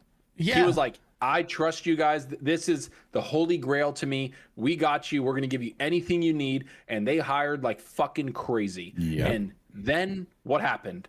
They got nothing in return. They got Starfield and Redfall. And then they got fucking Doom the Dark Ages, which I love that game, but it didn't sell well. And so all this stuff, this $7.6 billion investment in Bethesda. I've always said, I've said this in my videos, this wasn't an Xbox reset. This was a fucking ZeniMax reset. They were just it's not working. And then they got rid of some of the game studios at Xbox. And they didn't even close them. Aside from the $7 billion investment, you just basically described most of their studios. because they're not receiving much from any of their studios, and what they didn't sell, didn't gain engagement, didn't get people to their platform, and that's why these layoffs fucking happened. Facts, man. It's that simple. I don't blame the studios for people not coming to their platform. I blame Phil and Sarah. Well, yeah, but that's my point, because Phil, you said he didn't touch Bethesda. He didn't touch anybody. And why are we talking about Phil touching people? Yeah, we're talking about Phil weird. touching people because he was friends with Bobby Kotick, as Bobby Kotick confirmed this week. I just think it's crazy that some of these studios went as long as they did without producing anything that really gave anybody a sense of urgency to buy an Xbox or even to sub to Game Pass. Well, I would say the studios, I get that, but I'm telling you, I'm putting more of the platform issue. Bethesda is a big Phil. one. I'm putting Bethesda is a big one. Starfield, obviously, like they didn't even. If you notice during that whole Bethesda thing, they're like, Skyrim sold 65 million units, Fallout 35 million, and then they go to Starfield. They're like, we almost have 1 billion hours played. I'm like, oh, you didn't talk about sales there, did you, bitch? I said that in my video. Like, it's funny when they recede back to monthly active users for Starfield. I'm like, but then, I do think it's profitable. It was profitable. And that's kind of what I pivoted to in my own video too. I was like, to me, this screams more of a better leadership at Xbox. Bro, it means actual leadership at Xbox. Because you could sit there and try to frame it the way Kotaku did and go, oh, this is icky, like they're being forced to do something. But maybe they are. And maybe that's a good fucking thing. Maybe it's a good fucking thing that Asha is doing this, to these studios and telling them, hey, you guys need to, I know you got this Fallout over here. We got a 10 Emmy nominated frickin' show in Fallout, and we have nothing to show for it but Fallout fucking 76. Where's the Fallout 5? And you got Todd Howard sitting on his hands going, well, we're going to finish Elder Scrolls 6 first, and then we're going to get to Fallout 5. We're in pre-production, though. And, and she's like, no, you're going to give the Fallout franchise over to Obsidian, and you guys are going to help them create a fucking Fallout before you get that Fallout 5 rolled out in 30 years. I don't even know if they're helping them create it. I don't understand. It did say that. I know that, but that's a Bethesda thing. I think it's still Todd Howard and Bethesda being like, no, it's ours. So we're going to say we're helping them, that we're collaborating. Maybe. That it's not just them. They don't want to. It's almost like they don't want to give Obsidian the credit, the credit for it. And this is a fucking hot take. I don't have any high hopes for any of the games they announced, because I do not trust the Creation Engine 3. I do not trust that Todd Howard knows what the fuck he's doing anymore. I do not think they're going to bring out a game that is all of a sudden magic and everybody loves it. I think they have way more competitors than they did in 2011. The only other game I can think about that was competitive, right, was like Oblivion was really good. And then you look at Dragon Age, or like Origins was really good. It was basically BioWare with Mass Effect and Dragon Age. Give me something else out there RPG wise that was on par with Skyrim, and then we can talk. But those are the kind of the big franchises that I knew. Now it's like you're gonna go up. If by the time Elder Scrolls comes out, Witcher fucking 4 is coming out. You're gonna be going up against some of the biggest RPGs out there. Has anyone seen Tainted? Witcher 4, and you're gonna go up against Witcher 4. You're gonna go up against the people. Have you seen Tainted Grail? Those developers. What the fuck is Tainted Grail? Exactly. You're not a gamer, so listen, let me help you. It's like it looks like a Skyrim RPG. Look it up on Steam, bro. I actually played a little bit of Kingdom Come Deliverance. Well, that already came out though, man. No, I know that, but no. But this is the competition. Exactly. Baldur's Gate. Yeah, they have stiff the new competition Divinity now. How about the new Divinity coming out by Larian? Oh yes, dude, that game is going to be sick. Here's the problem. The game called Your Taint is on screen right now. Zucker nailed it though, because it does come down to Creation Engine 3. I mentioned that in my video. This is like something I'm kind of leery about as well, because this actually looks kind of cool. We got hyped with Creation Engine 2, and then we saw it with Starfield, and it really wasn't that impressive to me. I mean, say what you will about the game, you can love freaking Starfield, but the engine itself wasn't a huge, massive jump from Creation Engine 1. It wasn't a massive jump. I like the global illumination, but yeah, you're right. So So, like, other people are moving. Dude, you guys just mentioned it. Witcher 4. Witcher 4 has moved on. They've moved on to Unreal Engine 5. and So you're I'm saying just move to wondering, UE5? I thought you liked bespoke engines and Yes, shit. How you I like flippers? No. No. Listen. I didn't say that. You said that. I like the proprietary engines. I am an advocate for the use of them. However, Creation Engine 3 is not my favorite. It's not. And I know they love it because they're like, oh, it's you can pick up objects and everything's so tangible. And like, look, you can pick up a fruit. I love that when you start it. to take the piss, you just turn really camp. I just turn really gay. Let's just say it right. But that's the way it is. It's like, oh, look at this cup. Oh my gosh, I can pick it up in a game. That. Like, yeah, it's cool, but what else is your engine doing? It's not doing much else. Like, well, I need to see more. Doesn't do anything yet, right? Like, we don't know what that is. I know it's an iteration from Creation Engine 2, but apparently the only game, by the way, that we got with Creation Engine 2 is Starfield. That's it. Yep. What other game came out? And now they're like, we're going to Creation Engine 3, and it's like, you got one game out of the second. Like, what? Like, one game? Because they're little incremental upgrades. They're very incremental. And you know what we got with it? Minute load screens. Do I look like I'm telling you guys, Bethesda doesn't have the same prestige it had when it came to like those games. It hasn't had that since Fallout 4, and it hasn't definitely had that since Skyrim. And the one thing I find weird is that they were really like Fallout remake, Fallout New Vegas remake, Fallout 3, whatever. And then they're like, oh, and we're getting a Fallout from Obsidian. And then we're going to get a Fallout from Oblivion. And I'm looking at the sales numbers, and I'm like, Skyrim sold 65 million units. Comparatively to 35 million.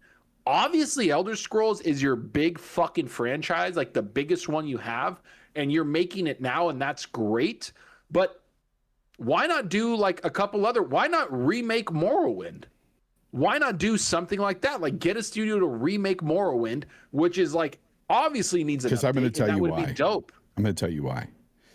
And this is a hot take, guys. And this is something I thought about after I made my video yesterday. So I'm excited for the New Vegas remaster because that's the way they put it. I saw some people out there like making videos. I think Destin did one and he put remake confirmed. And I'm like, it's not a remake. It's a remaster. It's a remaster. And the difference there is that with Morrowind would be a lot harder to remaster because it's so dated. There's so much to go through. No, that's why I said remake. Update. I wouldn't say remaster. Yeah. So I think that's the reason why they're not doing that. When we say remake and not remastered, remember the Elder Scrolls 4 Oblivion was also called a remaster, but that was basically a remake because it was remade in Unreal Engine. It wasn't. I put a lot of hours it was in a that big. game. It was a big change. It was a big change. So if we see something on that level, I would be happy. But I have a feeling I have a Skyrim like that.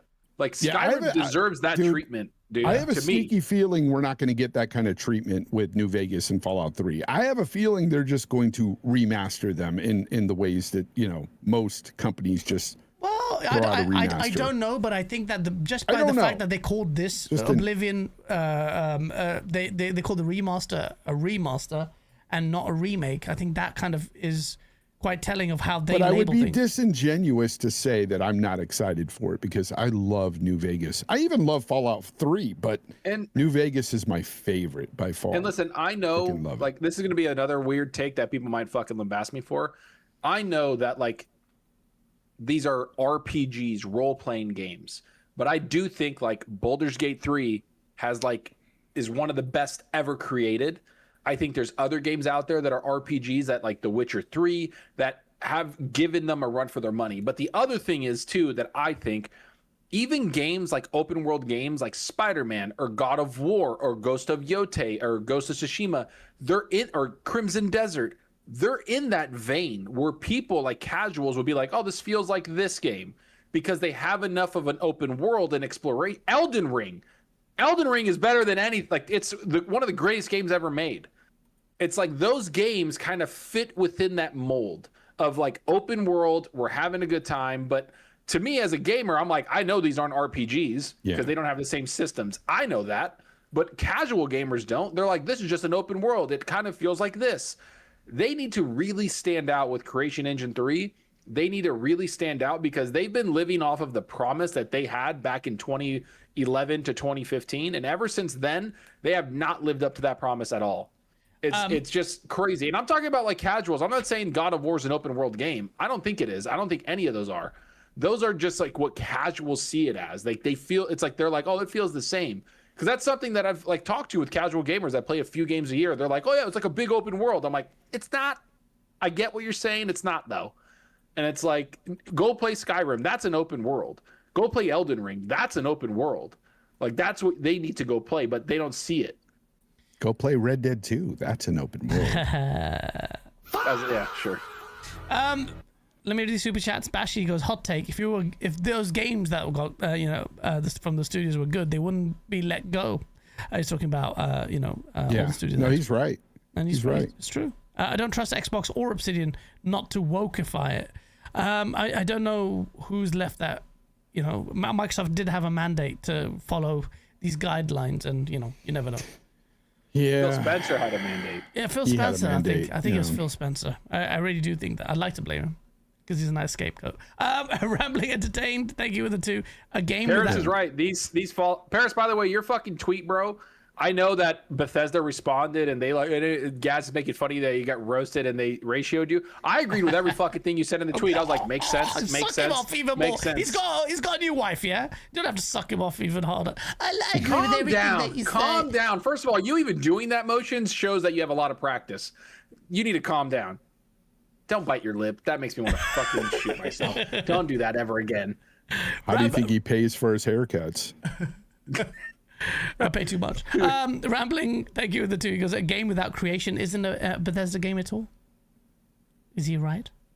People like those games for the feel. A game without creation engine on it isn't even a Bethesda game, he says. Yeah, but the feel is dated. Like the whole point is you got to iterate on it and bring it forward to the modern audience. Facts. Like you got to be like, okay, now we have all these new systems. Like it's like, okay, cool, Dude. thank you. Like quality of life. They're thinking of the Bethesda charm, the Bugthesda charm, with all the bugs and stuff. Hey, and just so Gaz gets even more angry, the fact Bethesda responded means I was right. What are you as fucking? Are you a parrot? Are you like an echo? Oh yeah, parrot. You're literally reading out what he's saying. You're like a fucking sonogram. Oh yeah. You didn't even say Paris said it. You just literally just read what he said. The rage bait is so Such good. A piece of shit. Oh, wait, Paris's new wife. Watch out for this guy because he's going after your husband or boyfriend. I don't know what the situation is there. But yeah, what does that even mean? The fact that Bethesda responded, you were right. Shut the. Wait, where's Paris? I want to find his tweet. What did he say? I'm interested. I didn't see the tweet. So I'm gonna find it. Scourge says, "Can we see Creation Engine 3 before coming to any conclusions?" Brother, we've seen Bethesda for the last 11 years. Trust me, we got conclusions that we can go for. We can go through what history. There's so many times though. Every time, like, I see a Paris tweet or something, I usually agree with it. So.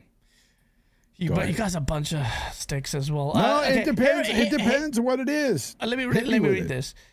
Paris Lily. It says, the majority of this roadmap should have started years ago.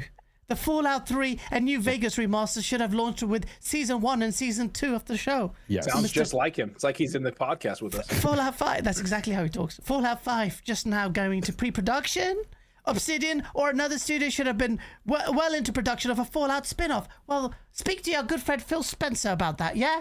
Don't blame us. Fallout 76 is excellent and has been consistent with content, so looking forward to the new DLC. I love Fallout. Actually, I don't agree with you on that one, Paris. Never mind. I don't agree on everything. Fallout 76 is shit.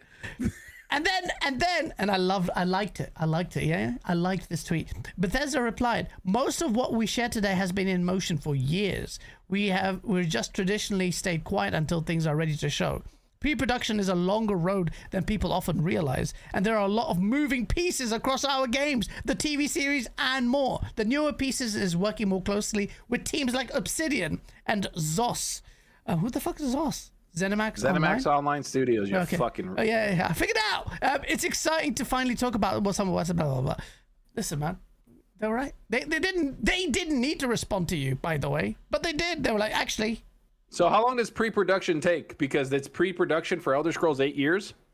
Well, let me tell you. That's when they announced the fucking game was 8 years ago. So is that pre-production? What do you mean? Are you saying it's still in pre-production, you piece of shit? No, you fucking idiot. Are you Is that saying it's not 8 out years? yet. Yeah, but it's 8 years. You said 8 years. They're still making the game, But it's not dumbass. pre-production. That's what I'm asking you. Are you saying it's I still know pre- that. So they're where's saying the that 8 years pre-production come from? takes that. Where's the 8 years? Okay, Oh, you fucking. I love it. Okay, my they God. literally said that pre-production takes a lot longer than anyone takes. I'm just asking, does it take 8 years? Because But now it they're is making the game. What the fuck are you talking about? So, do you remember Everwild? That game was in pre-production for 11 fucking years. That game was never in production. It was in pre-production. That game was never in fucking production. That was a freaking abortion. That's what it was. It was a very long abortion for that game. That game was just But no, disgusting. Paris had a lot of good points in there as well. Like what? Dude, the fact that some of these games, some of these other studios like Obsidian wasn't given the franchise to work with. Because they wanted to work on some blue-haired freaking weird game that freaking only Zorka likes, Avowed, and they wanted to work on the sequel for Avowed. And so Asher No, you Sharma comes. fucking ass. I think it's because Josh they didn't Sawyer's give him the wanted IP. Josh Sawyer's been wanting to make a fucking Fallout game forever. Is that true, chat? I'm Yes, sorry. it's true. Hot take here. You know, fucking Paris just said, true. I didn't even tag them and they came into our mentions. Todd Howard even mentioned that, oh, I like Obsidian. And then he sighed and he was like, yeah, of course I like Obsidian. Why did you even acknowledge that, fuckface? Is it because you obviously did it and there was some fucking validity to it? You're fucking pissing me off, Gaz. Look at your stupid grin, bitch. Dude, I love the rage bait that happened. Finally, the first week, I didn't yell at somebody calling him a dumbass. It was soccer today. Love He's like, the what do you mean energy. 8 years? How long was pre-production on Elder Scrolls? I'm just wondering, if it was announced in 2018 and they're producing it now and they're making it now, how long was pre-production for Elder Scrolls? Wait, who are we blaming for all of this, by the way? And how long ago should they have been Bethesda. starting this pre-production? That's the real Bethesda? question. Well, When, Phil when should Spencer. they have Who are you started? blaming? They control it. They controlled the IPs. Yep. Like, Phil Spencer never fucked with them, brother. So why? who do you blame? Because Todd. he trusted them. No, because he's Todd. an absentee landlord. That's what he I think is. Todd. I like absentee landlords. Like a good neighbor, stay over there. Leave me the I fuck think alone. sometimes certain studio heads can get a big head and they could just be like, nope, this is my baby. We'll deal with this Fallout 5 when we're done with the Elder Scrolls. Yeah, I mean, and I know they could were see working. Todd doing that. And I get they were working on Starfield, and it's great, cool. But then why the fuck would you announce Elder Scrolls? Like, why announce it? That's interesting. I'm glad you said that. I'm going to look something up. What? No. Carry on. I'm going to look something up. Okay, so listen, we haven't even actually broken down the topics yet. So, Bethesda, if you didn't know, have announced 4 games, 2 of which are new Fallout games, brand new ones. But there were some rumors circling around, some chatter that Todd Howard, he poured cold water, or he tried to anyway. There was some rumbling saying that actually he was a little bit miffed. Yeah, miffed means a little bit pissed. In the UK, it means he's a little bit pissed that Obsidian were given Fallout. Apparently, he was just like, oh, the mandate came from who? Came from Asher. Came from the leadership. It said, work, Obsidian, piss off with Avowed 2. We don't want to play this weird freaking colorful game. Just work safe bets. Work on. You made Fallout New Vegas. Work on Fallout. Apparently that's what happened. The chatter was like, oh, Todd Howard was really like being, this is all conjecture. And he says, look, I've seen that he chalked it up to like internet noise and it wasn't actually accurate. And it might be the case where, he's feeling very, protective of the Fallout series, but at the same time not doing anything with it because he's been working on freaking Elder Scrolls for a while. And again, I'm not excusing Todd Howard here. Speaking of Elder Scrolls, by the way, I looked it up, and pre-production for Elder Scrolls 6 anyway started in 2017 before they announced it in 2018. It must be a very big game. Yeah, it's massively huge. Yeah, well, I'm just saying the pre-production wasn't 8 fucking years. Like, Yeah, but the Well, thing by is, the way, product. are we mad? Like, machines like ours, are we mad or happy with Asha? We're not. This has nothing to do with Asha. Yeah, this It is has not everything Asha. to This do is with Bethesda. I don't and understand how Todd. you don't correlate that together. That No, but this is a Bethesda thing. I'm This has nothing to do with Asha. But it has everything to do with Asha. She's the one who's made sure that they stop fucking working on a Valve 2 and work on a new Fallout game. No, now Now, we're fine with that. No, now I'm that's good fine. with that. Like she went in there and said, "Listen, this isn't sustainable to us, and we need to change." And I think, and the problem is that she had every data point to show that they needed to change, and they couldn't refute it. She had every data point. Like 1, you're not making money. 2, you're not bringing out big IPs. 3, there's no games coming out. 4, it's going to take until 2035 to bring out a Fallout game while we're doing this big Emmy-winning show. Not happening. Like, so all this stuff, like, it just, like, I don't understand how this didn't even happen 5 years ago. Kung Fu Hot Dog, no. He said, I hope Asha gets Obsidian to use UE5. Fuck no. Well, it's better than Creation Engine, apparently, according to you guys, so... No, I didn't say that. I just said that I'm not a big fan of Creation Engine. I said but in I'm my not a big video- fan of UE5. I did say... Some games I love with UE5, but yes, there are games with UE5 that have traversal stutter and all that shit that I don't like. I want another Avowed. I'm just saying. I'll take a sequel. I'm a bit skeptical on whether or not Creation Engine is going to be a big update. I'll tell you why. It's based on the wording that they employed in their own statement. They say, our teams are now developing the Elder Scrolls 6 and Fallout 5 on Creation Engine 3, a shared technology platform we've been building since Starfield's launch. It allows our teams to support multiple projects simultaneously with new tools, rendering, and systems that define our games. All of that sounds like the status quo, but just easier to do. Nothing in that engine suggests a massive change. And I, despite my, abrasive, contrarianness that I picked up from Zorka, I agree with you. It was actually in my video. Nice. I did say that in my video that got murked. Is that Creation Engine desperately needs to change. I feel like they can't ride on the coattails of the old. You're right about Elder Scrolls and whatnot. You've got big competition, not just Witcher, but you've got other teams within CD Projekt Red working on Cyberpunk 2.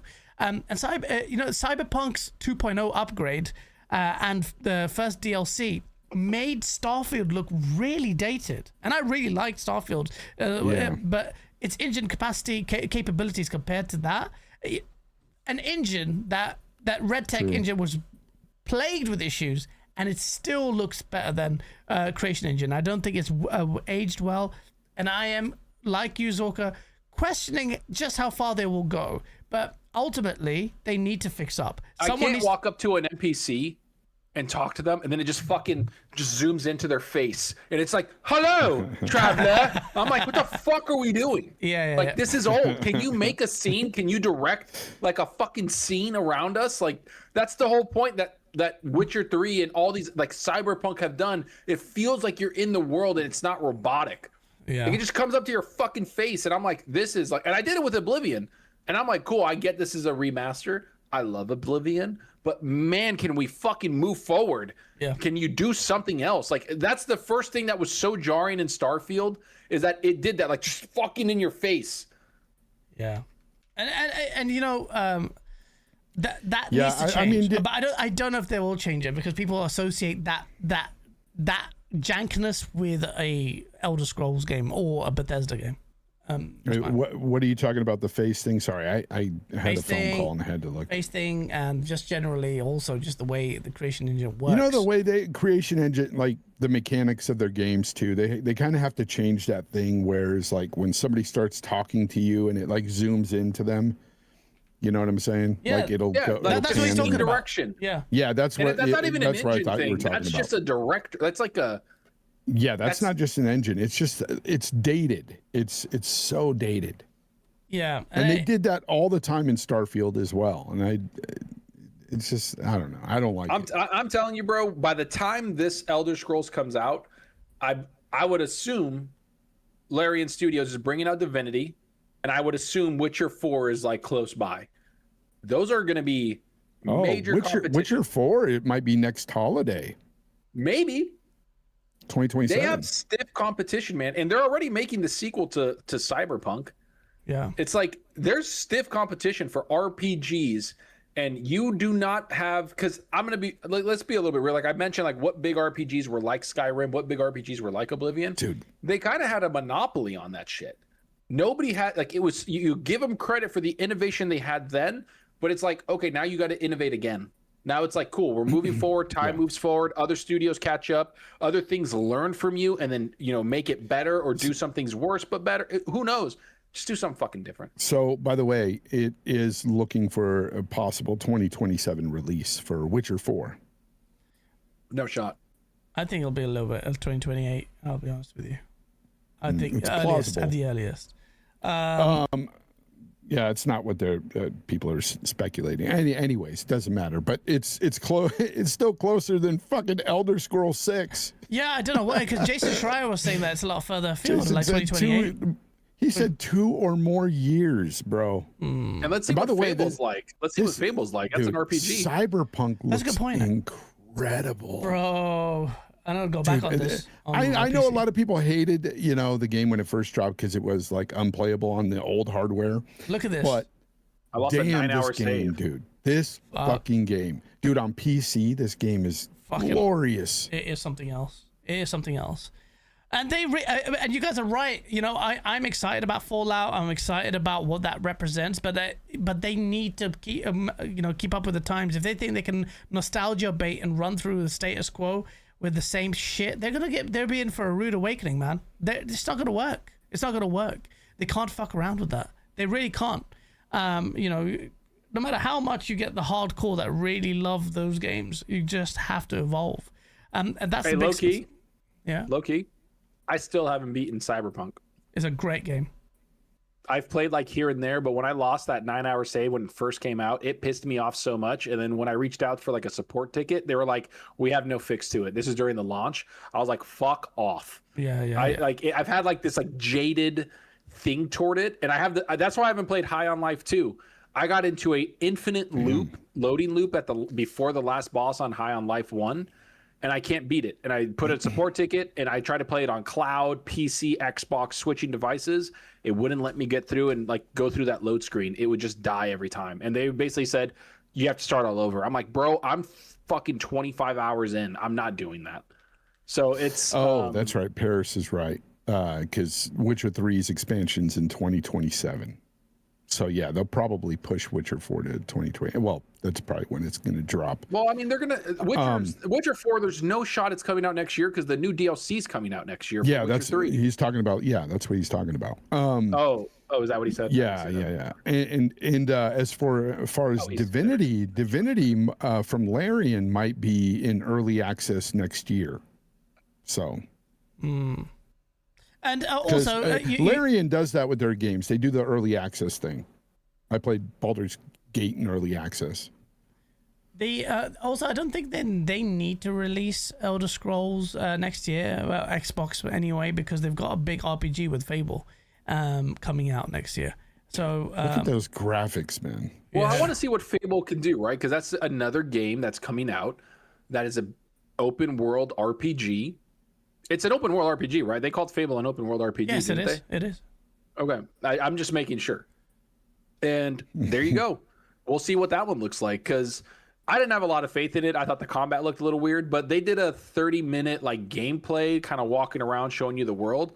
That gameplay after that 30-minute thing looked a lot better. The combat looked a lot better. Like the magic, it looked a lot better to me. And I heard from people that actually saw more of it behind the scenes, and they said it looked pretty decent. So it reminded them of the combat from Hogwarts a little bit. So, Yeah, from Hogwarts. and I love the combat in Hogwarts. It was a lot of fun. Yeah, Fable's always had really simplistic gameplay, combat in that game.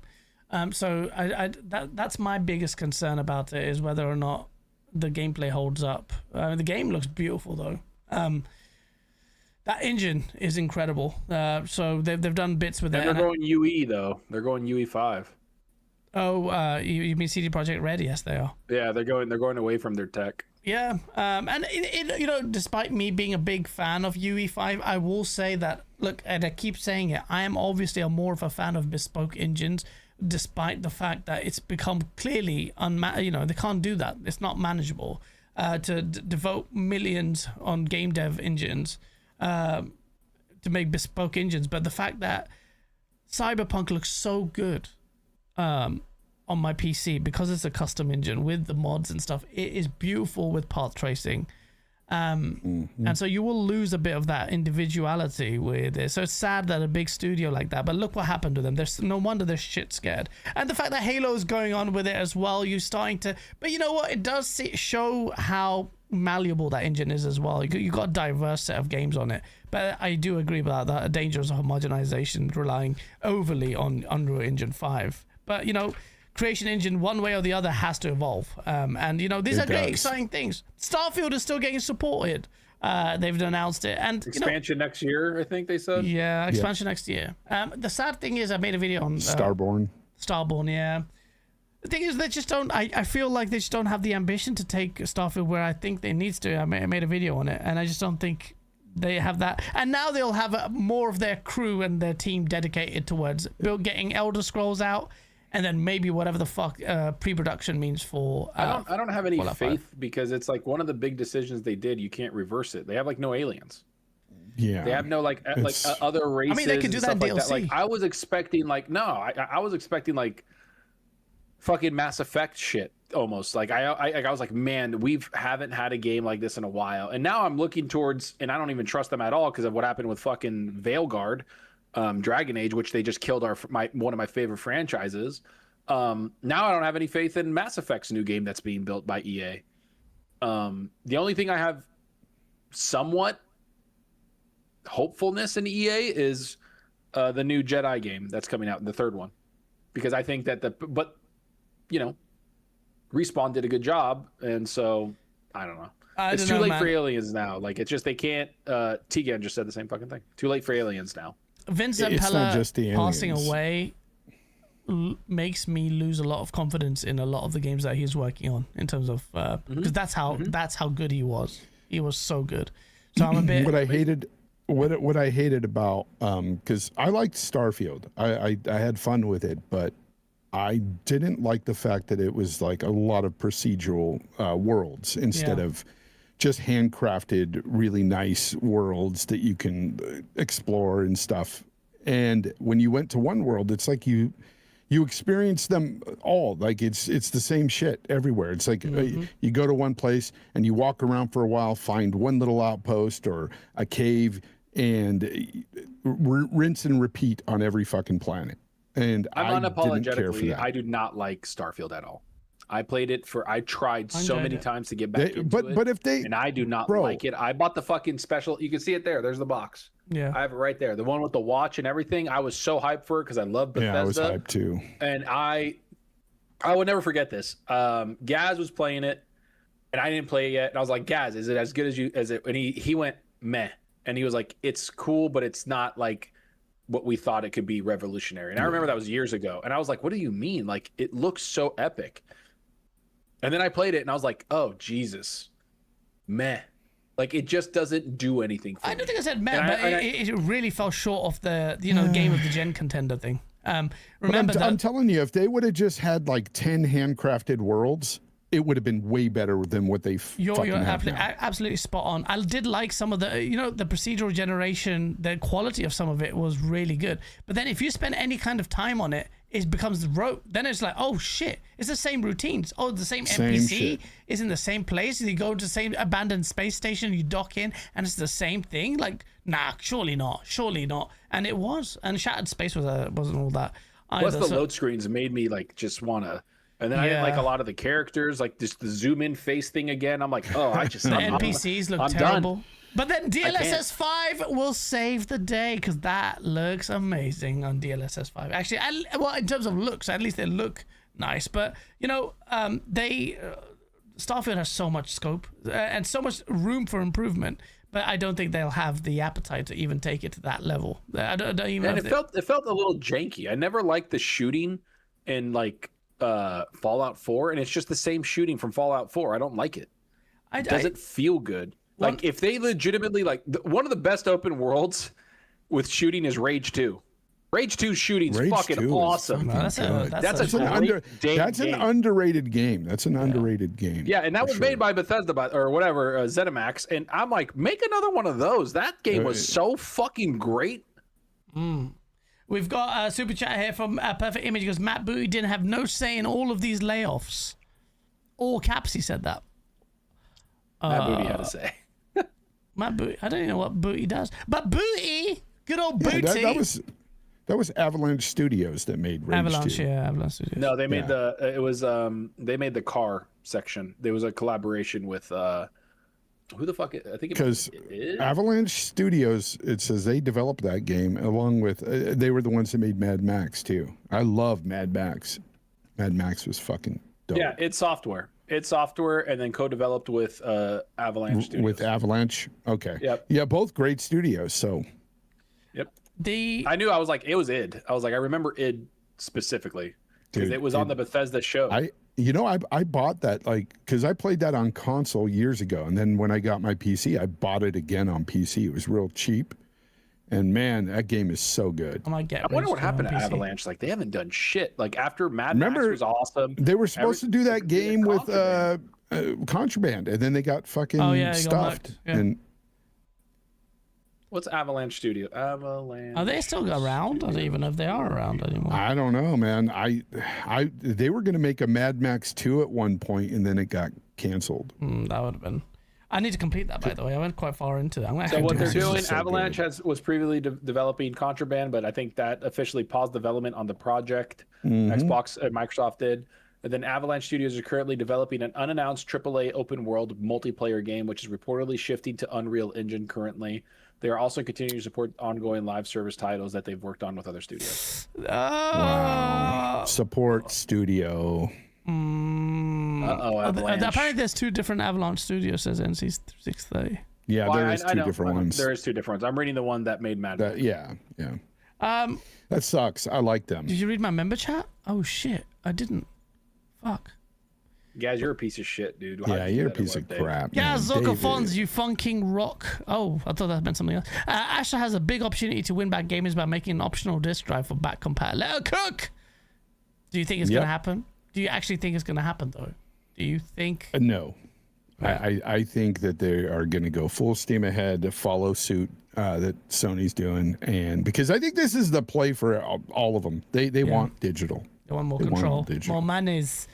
But Control. Xbox. If you have the control, you get more money. If you really have an appetite to compete and make sure that you have to bring back the brand, you cannot let go of big opportunities like this. You have to understand Xbox. PlayStation made it their entire marketing slogan on pretty much with the PS4 launch. And you're going to sit there with their opportunity not to do that. Obviously, you can potentially blame Sony for it because they rely on their Blu-rays. But yeah.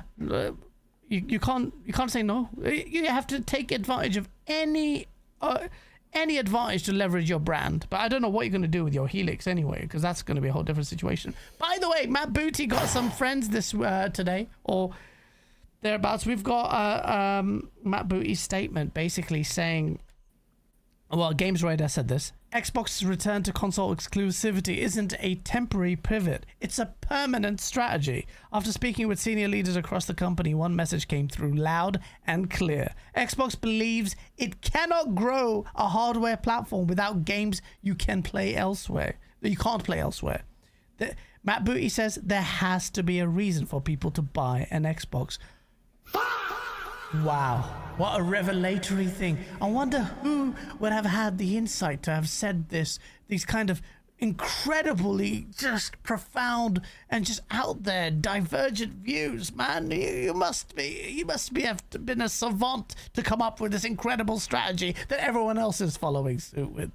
And you know, they're saying Gears of War, E-Day and Kotaku Revolution are exclusive, but Xbox says they won't be the last. Then that, you know, if they don't make Elder Scrolls and Fallout and the remasters and all those things exclusive, they're not serious. That's the thing. I think the remasters probably might not be exclusives, but Fallout. If they're not exclusive, I'm fucking telling you, man, they're not serious. If you want people to come to your fucking platform, you need to have your biggest games stand on the biggest stage. So once they announce them, if they're going everywhere because they were there before, I don't give a fuck. Do you think PlayStation cares? Like they're doing the same thing. Do you think Nintendo cares? Like all these people are competing. You are like in the most competitive. I think this is more competitive than last gen because of the price tags of consoles. Like you need to be fucking serious about like, oh, like the way I would walk into that meeting and be like, listen, I understand that like there's money, there's counting the, you know, nickels and dimes of everything. But at the end of the day, just put like $1,000 on the board and be like, how do we get people to spend $1,000 on us instead of them? Like that's it. Because consumers are not going to do that.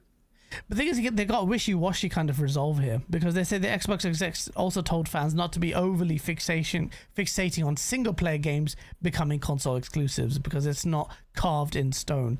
They're, you know, look, we know that they're in a difficult position. That's a creature of their own doing. But I agree with you. If they're really serious and they really need to go out to build their brand, they, other than the existing things that you announced and you're contractually, you know, obligated to make sure those games come out, and you've invested loads of time in developing the PlayStation versions of it. Okay. Not okay. By the way, it's not okay. It's still not good enough. Exclusive. Paris Lily goes, this exclusive talk is pointless until the boxes are affordable. Bro, what do you think is going to happen? Like, the boxes are not going to be affordable for when? When are the boxes going to be affordable, Paris Lele? When are they going to be affordable? We don't know. So Xbox can't just sit here and just, you know, forsake exclusivity and then wait for their brand to carry on stagnating. That's what it is. Xbox has realized that their brand has been stagnating to shit. So they have to go back to the very few thing that the few of us were saying all the time. You must leverage the platform. Exclusivity is important. How I see them doing it, though, is because they're hemorrhaging so much and desperate to make that money back. The Fallout Remaster and Fallout New Vegas Remaster might be multi-plat. And then they'll give I just don't understand the exclusivity point when Xbox, I get it. So, like, straight up, Xbox has exclusivity, but they are also on PC. The one that you're talking about, Paris, the most is actually PlayStation and Nintendo that don't go anywhere else and is only on their platform, minus there's games as a service is going everywhere. So really, that strategy is hurting PlayStation because they're not going to be on PC and no one's going to buy, you know, a $1,200 PlayStation 6 maybe. But Xbox, you can go on console or you can go on Xbox platform. I know, but here's the difference, though. With Xbox, you only have so many consoles out there. And they're not going to grow right now because of the pricing. And they also have Game Pass and all their games go in there day and date. The other companies don't have that issue. So they still at least sell their games over there to their hundreds of millions of freaking platform holders. Whereas Xbox just has, 35 to 40 million consoles out there. And they've got how many? Maybe 30 million Game Pass subscribers that'll engage with the game. But that's it. There's no buying of games over there.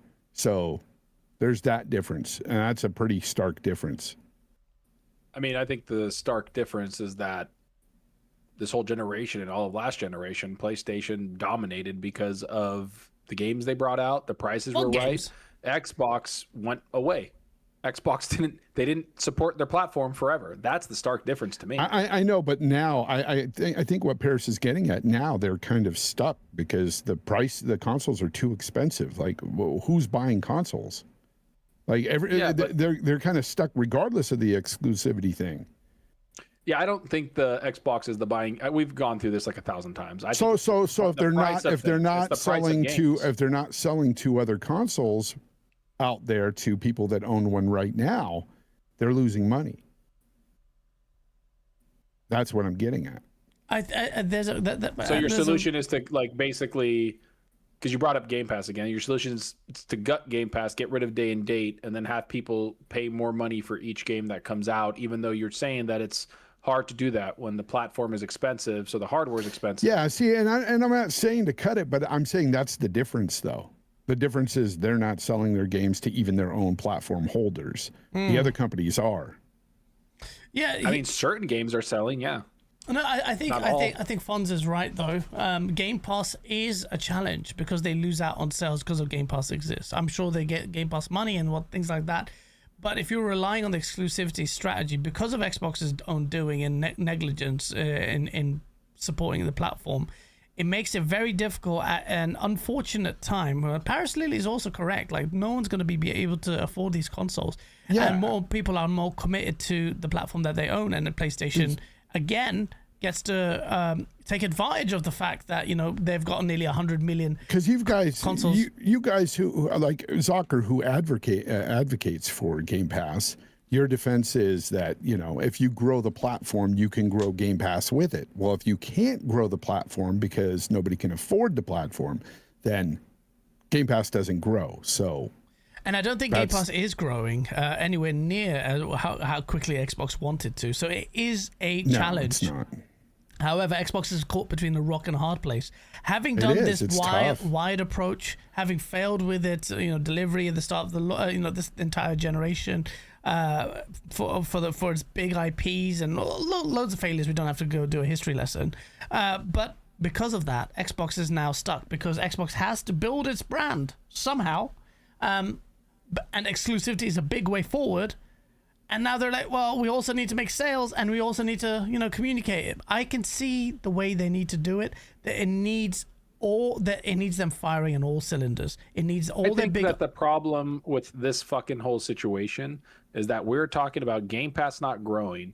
The reason why Game Pass didn't grow wholeheartedly is because Xbox wasn't bringing out games that people wanted to sign up for Game Pass with.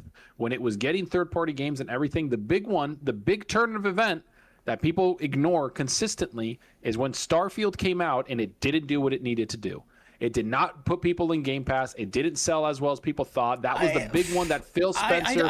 Phil Spencer, that's when they started changing everything. Phil Spencer said, we want this to be the most played game in history. Like, he literally said that. I don't disagree with you completely, but I think that's an irrelevant talking point today when consoles are too expensive to help grow Game Pass.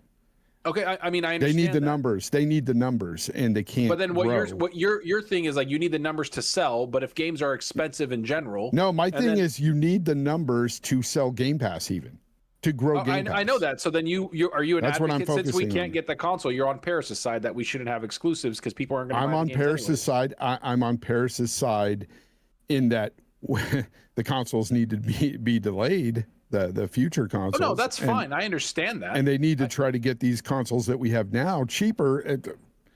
They have to become cheaper. So then everybody has the same issue is what I'm saying. Yeah. And you're just the only difference is the only difference is one company has 100 million consoles and you got one that has 40. Yeah. Yeah. And the difference in there was they supported their platform more than the other one. Yeah, but that's the reason why. But what Fonz is saying is, but that's the situation now. Xbox exclusivity, I'm saying, isn't really going to help them. So yeah, in that way, I do agree with Paris. It's not really going to help them right now in this situation. In order for the Xbox to succeed, but you're comparing apples to oranges at this point. We're using 100 million versus 40 million. You're comparing it to the platform that has done U-turns on fundamental shifts. Yeah, but you guys are not looking at the history. You're not looking at that they cultivated the 100 million. That exclusives were the reason why. All right, like that's the whole argument going on since 2016. Yes, we understand that. We're the proponents for exclusivity. We're saying that that's the thing that will save your brand, ultimately. However, you cannot disregard the fact that there is a challenge now. Xbox, if someone says for Zuka, they go full exclusive on everything. Xbox does it going forward. Is Xbox guaranteed to succeed? No, and I don't think it's guaranteed to succeed if they go multi-platform because we've already seen it. We know that, but think about the position they're in now. Do you think it's enough? Yeah, that's now. That's happening now. Yeah, I know it's happening now. Asha Sharma admitted that going multi-platform was a mistake. But will it work? No, there's no guarantee in anything. We don't know what's going to work with PlayStation taking their games off of PC. Yeah, but the thing is, we don't know if it's going to work. But this is what I'm saying. You're comparing apples with oranges. You've got a PlayStation that has, through not forsaking exclusivity, historically doing all the right things in building its platform, it's got to that point where it's got momentum. It can coast. We know PlayStation's coasting. It's just sticking a middle finger to all its fans like this for 3 weeks. You know what I can guarantee? If they keep going the way they are going without exclusivity, without this, they are going to die. Because that's what's happening. You're just preaching to the choir. Where's the rock in the hard place? It's either a fucking cliff you jump off of, or go down another route and maybe you'll be okay. Preaching to the choir. So there you go. But we're not disagreeing with you. We're 100%. We've been saying it. I've been on the pulpit. This is my sermon. You are literally regurgitating my sermon from Dune. Yeah, but why are you saying we're don't bring up that don't bring up that boring ass fucking franchise? Shut the up. Don't even.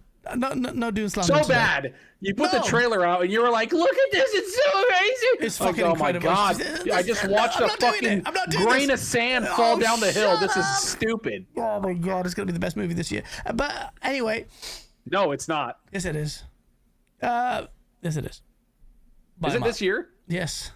Doomsday. Remember Doomsday? You can go watch. Oh, yeah, it's on the same day as the Avengers Doom. Oh, you go I'll watch go watch. Doomsday with I'd your rather go latex. watch fucking Spider-Man. And you're gonna see they're gonna drop down from a big building and do the dramatic little. You know for a fact they'll do a fist and hit the ground as like. It's cheesy as shit, and then you get freaking what's his name, Captain Skylord or whatever the fuck it is, and it's gonna be cheesy dialogue and shit. Is like. Da, da, da, da, da, da, da. See how you know the song though? See how you know the song though? So? You stupid bitch. So what? Anyway, well, Yeah. so what we were saying, if Zorka, you contrarian piece of shit, is that we agree with you, Xbox. This is the path, the only path for them to succeed and go ahead. The challenge. Okay, so then what are we? I know there's a challenge. Yeah, but that's we what all we're know there's a talking about. You challenge. fuck. We're talking about the actual. That's what Fonz is saying. Like, look, they're still in a rock and a hard place, though. Even too much damage may have been done. How are they going to succeed? The Helix is coming out next year. The Helix is going to be what? Priced at $1,200. Xbox has no real brand identity. They have a very bitter fight ahead of them. That's what we're saying. I still think they can succeed. They need to get their shit together. Asher Sharma is making all the right moves, but there's still other moves to be made. Things on marketing, things on messaging. And I agree with you on exclusivity. There can't be a meandering one. And they're saying that, yeah, we will try and make sure. But then Matt Booty's saying that, if nothing is carved in stone, it has to be fucking carved in stone. Otherwise, the only they don't know what they're stone doing your yet. name is going to be carved on is a figuring it out. fucking tombstone. So get your shit together, Xbox. It's about time.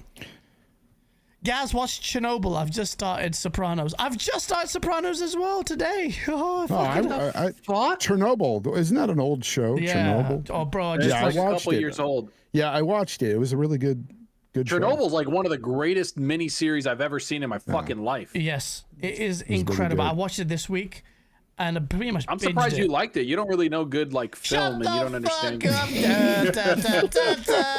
Listen, Chernobyl. Have you ever seen Band of Brothers? Band of Brothers. I don't know. I don't remember. You're such a fucking piece of shit. Band of Brothers is literally like the greatest miniseries ever created in the history of fucking Okay, television. I'll watch it. You're a fucking crackhead. Watch that shit. Yeah, I watched it. I want to punch you in the throat. It's World War II stuff, guys. So It's World War II, but it's fucking true. It's from like the actual. It's like it's the. true. fucking- It's true, true. is it? It's true. It's true. This Based on our own fucking history. It's not Little- Saving Private Ryan where they go and rescue Matt Damon. Anyway, we're gonna fucking talk about it.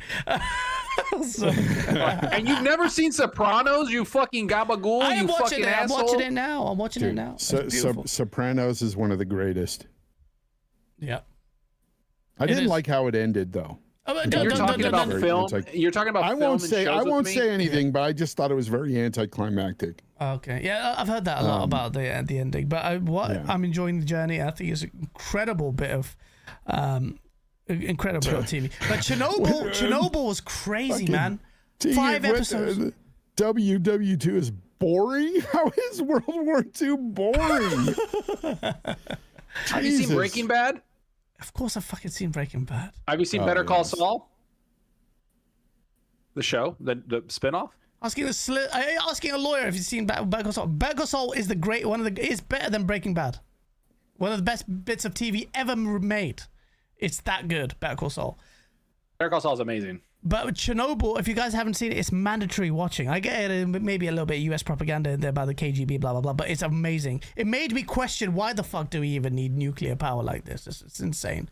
The destructive force of this bit of power and how easily it could have fucked up the entire continent. And I don't trust human beings, so that was just like, yo. But it was done so like well. 2 people basically were like, yo, we're gonna fuck shit up. We gotta do something about it. That guy, And they're that like, scientist, shit to get to know this. and that scientist is like, fucking do it. I don't give a shit.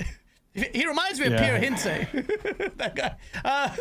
That's exactly how Pierre Hintze is like. He's like, fuck it, put it down. Put the pressure down to 600 or whatever the fuck it was. Guys, if you think that was scary with Chernobyl, have you looked into the Fukushima stuff that's still happening to What'd this you day? call me, dude? Yeah, Fukushima is still actively releasing toxic fucking shit into the ocean today. That must be the shit Kotaku drinks, because that's the only explanation I have. That nuclear power plant that got hit by that earthquake over there. It's fucking crazy, dude. That's like crazy. that shit is alarming how much it's affected the ocean. No, I need to check into this. It's fucked, man. The world is fucked. But when I start going down those rabbit holes, it just gets me depressed, man. I don't. And that's when you make your Twitter video.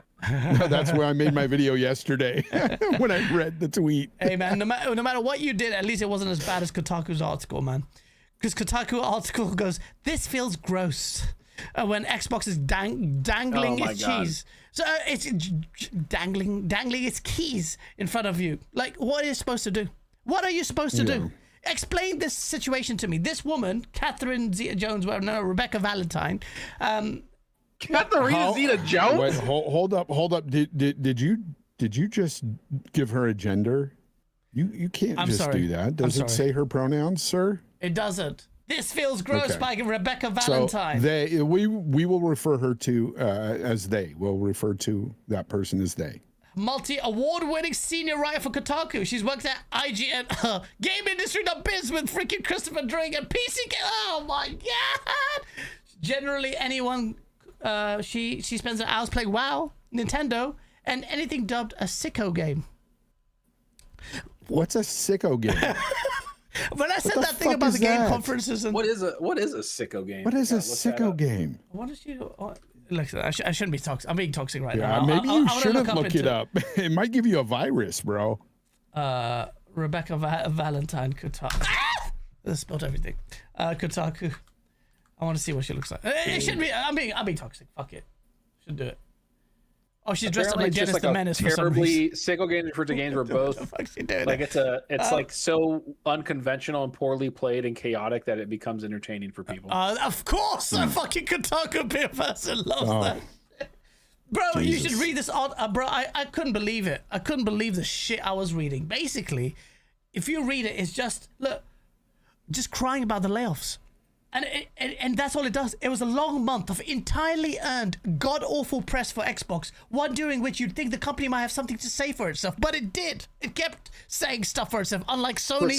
Sniffers? Sorry. So how was Xbox responding to all this chaos? By hopping on the positive PR circuit. What do you want it to do? Do you want them to do the same thing you do? Put mascara on, dye your hair, sit in a corner and cry? Like, what the fuck do you want them to do?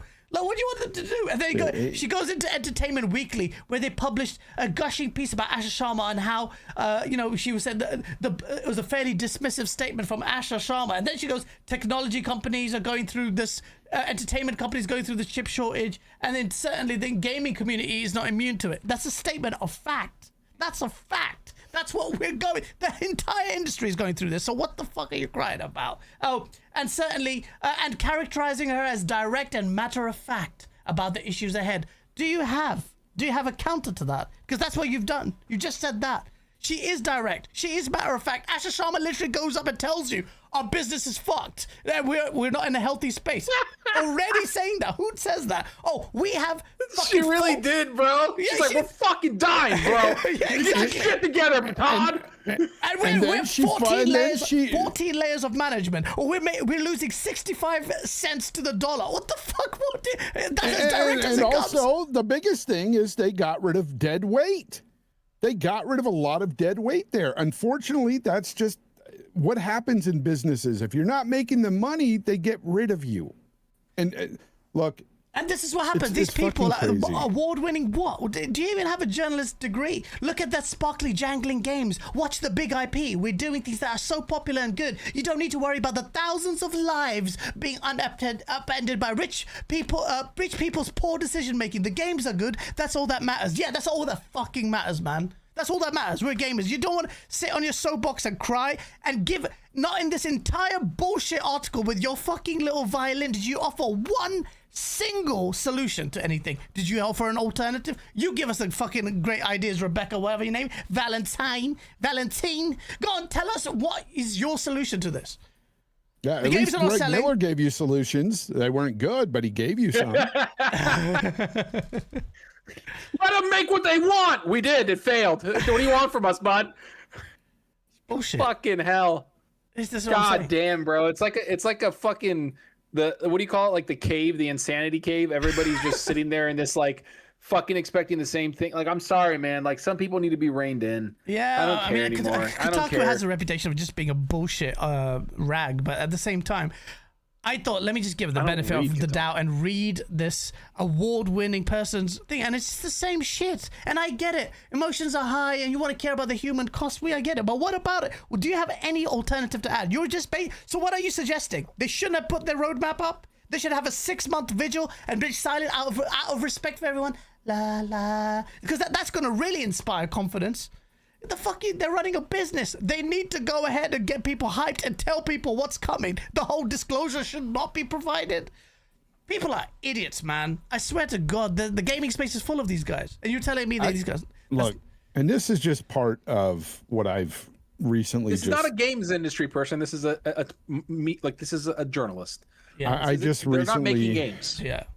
I It's just obvious. recently came to the conclusion that I was wrong for a long time. There is an Xbox tax, and Yes. everything it seems like that comes out that has any kind of positivity with Xbox, it immediately gets destroyed by these journalists. Yeah. They have to spin it into a negative, and it's insane. Like, since I've opened my eyes to that just about a month and a half ago, I've been seeing this happening every fucking time. And I'm just like, wow. And then I think back to what people were telling me before, and I'm like, I just didn't have my eyes open, I guess, with this. Yeah, I was dismissive because of the people I that do it. think Usually this- it's the same crybabies that they don't want Yeah. accountability for Xbox. Hold on, can we back up too? It's not just the media. I'm sorry. How many videos have you guys seen? Xbox is dead and Xbox is shit and Xbox Yeah. is gonna die. That too. I Leave have a Dreamcast hot guy take alone. that I've said this multiple times. People that make content, this is not just journalists. These are people on YouTube. A lot of people that say this is dead or that's dead.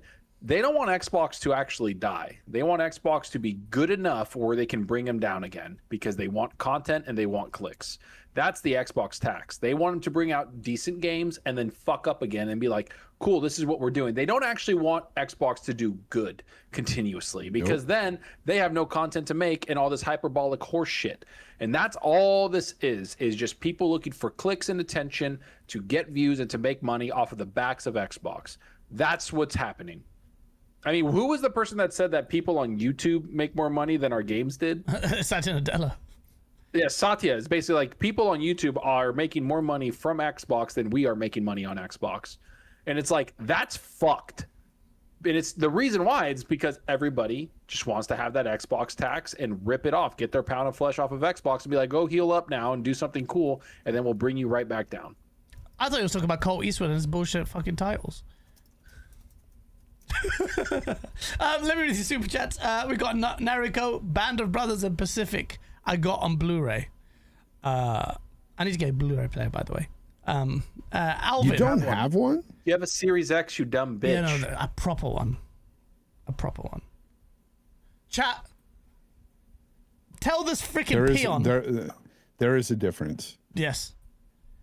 You guys are so fucking weird. You can't even tell the fucking difference. You can. You can? What's the difference? It looks better. You blind bitch, what looks better?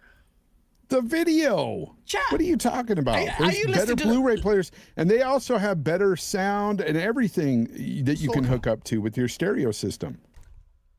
Yes. You got better DACs. It's not even it's yeah. so much better. Yeah, it's not even comparable, bro. Don't even. Yeah. 3 Lions 4-1 up on the croissant. When's the last time you guys watched a Blu-ray movie? We're beating England, the French 4-1. That's fucking It's been a crazy. while since I've watched any movie, to be honest. So what's the last time you watched a Blu-ray movie, guys? If you say Dune, you lost all credit. It's actually what I watched at my friend's house. Yeah. No, I'll tell you what I watched. I watched a few movies. I watched Top Gun as well. The original Top Gun is really gay. It's literally a homosexual movie. It's about gays. You know what's a huge difference, though? Top Gun is about gays. Yeah. No, bro.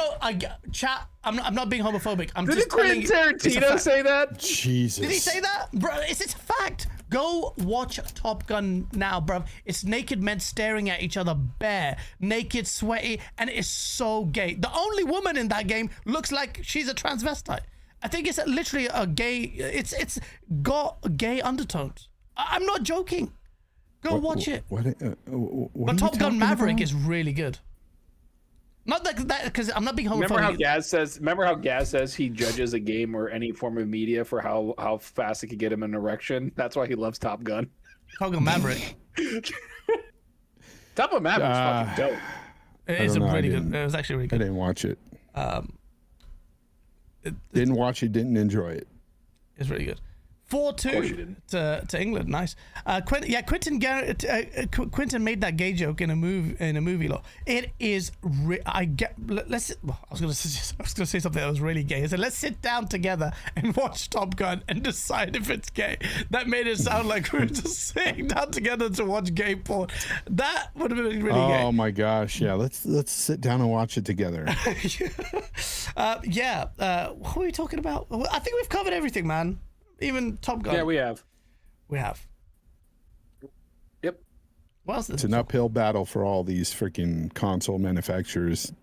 Listen, there is a way. I'm making a battle. video on the Xbox tax thing because I think it's fucking ridiculous. But also, I haven't seen Brokeback Mountain actually. But also, You live it.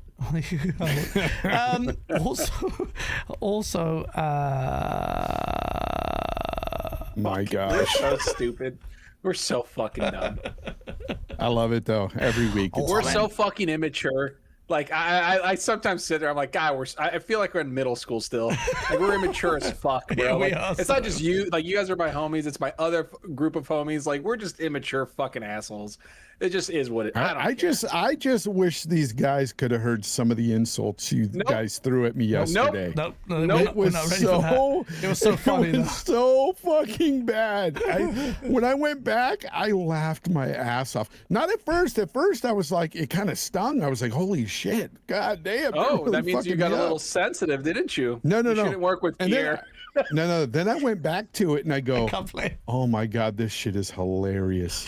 I was listening back to it. Dude, I and it was laughing. one message after another, and these were voice messages, and it was one right after the other. They were just boot to neck.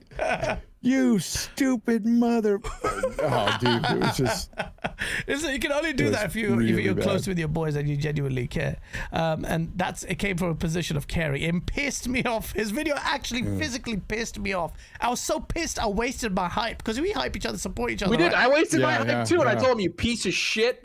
I'm like, I feel disgusted in myself. I'm so glad that nobody saw it, other than you two for But a few then YouTube minutes. fucked you over by if you they put it up fucked me twice over. and then deleted it. YouTube's not going to push it. YouTube's really sensitive. Like Yeah. that. So you got to play the fucking YouTube's like, YouTube. fuck you. You already put up a video and took it off today. You're Yeah. getting shit views. Yeah, exactly. You're So trying my to make- video that came out yesterday, go check it out if you haven't. It's a decent video. It's not the one I had where I sat there and read something for fucking 10 minutes. Yeah, oh my god, bro! It was one Dude, tweet it and you was read too it for long. 7 minutes. It was so funny. I was thought so you did fucking that to long. punish us. I thought that genuinely. You did. It's what it sounded like. It was funny. Yeah. It's I like amazing. literally want my fucking 6 minutes back. I'm so irritated. I lost 6 minutes of my life. Did you listen to all that? You did? I do because I was like cleaning because the kids. So I was like, cleaning the yeah, kitchen. I had my phone Yeah. and my hands were like because I was washing dishes and shit. My hands were wet, so I couldn't touch my phone. And all I hear is him just Bethesda's going to be making a remake. I'm like, is he just reading the tweet still? And I look over and I see it, and I'm like, this guy. Bro, my reaction is Oh, very man. different. I'm watching it and I'm like, wait, Now they skipped it forward. Wait, he's obscured the tweet because anyone who has a fucking 5th grade reading level will have completely read this faster than he is reading it right now. And he's like, he's still doing it. He's still doing it.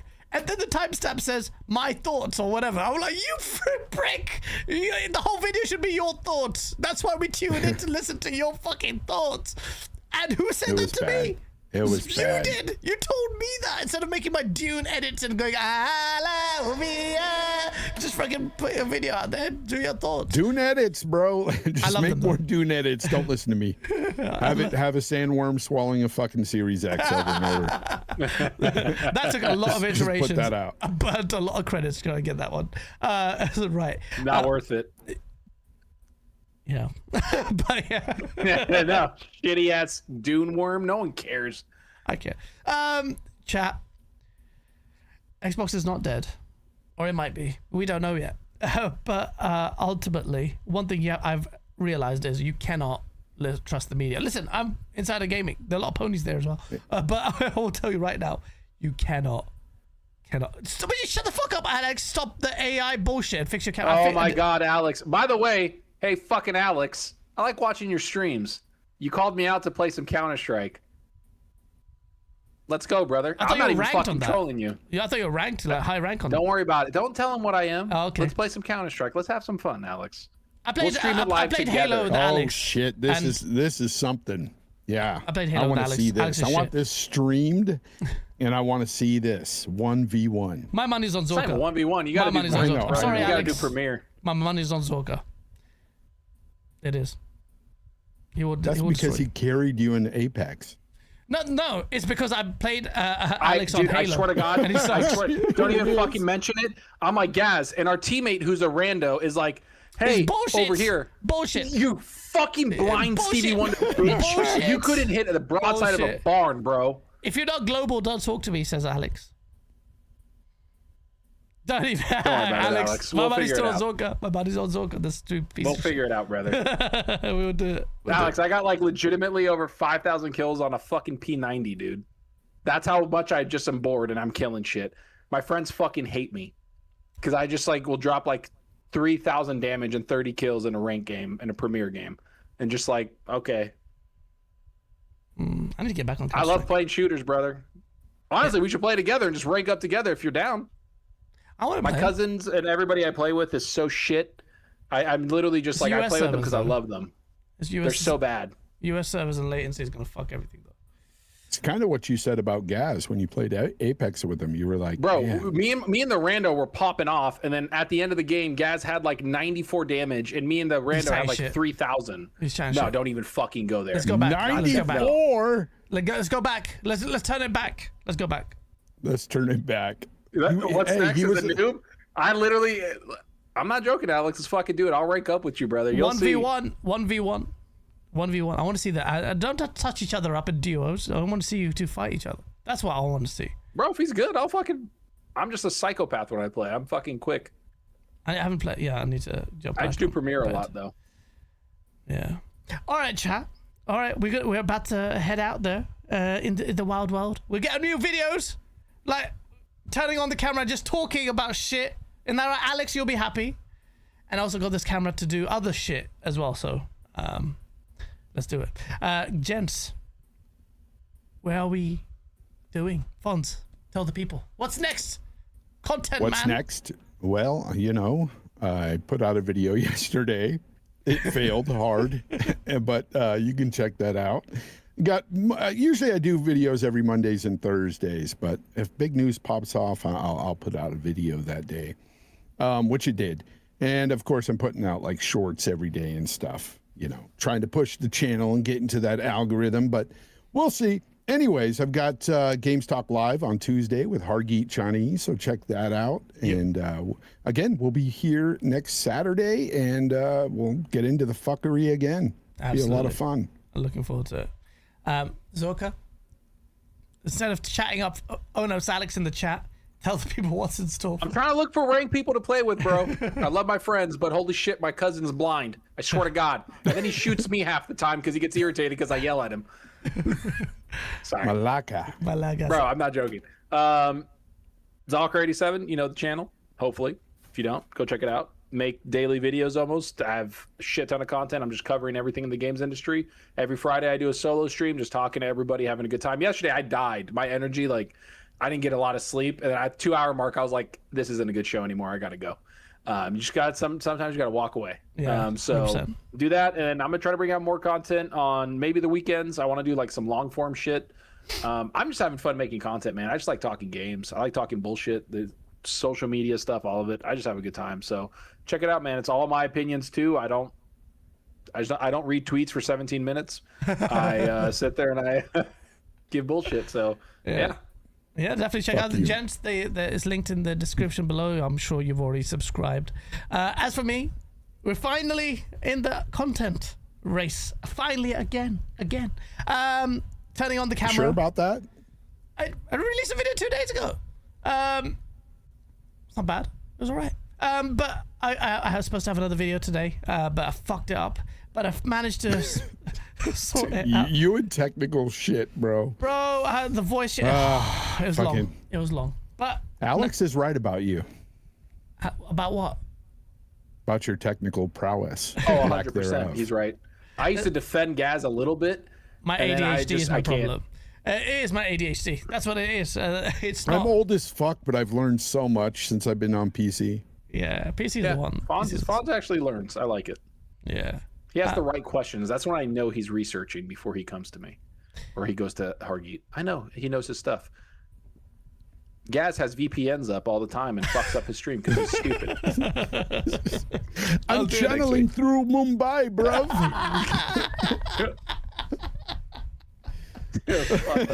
Oh man, channeling through Mumbai. That's fucking ridiculous.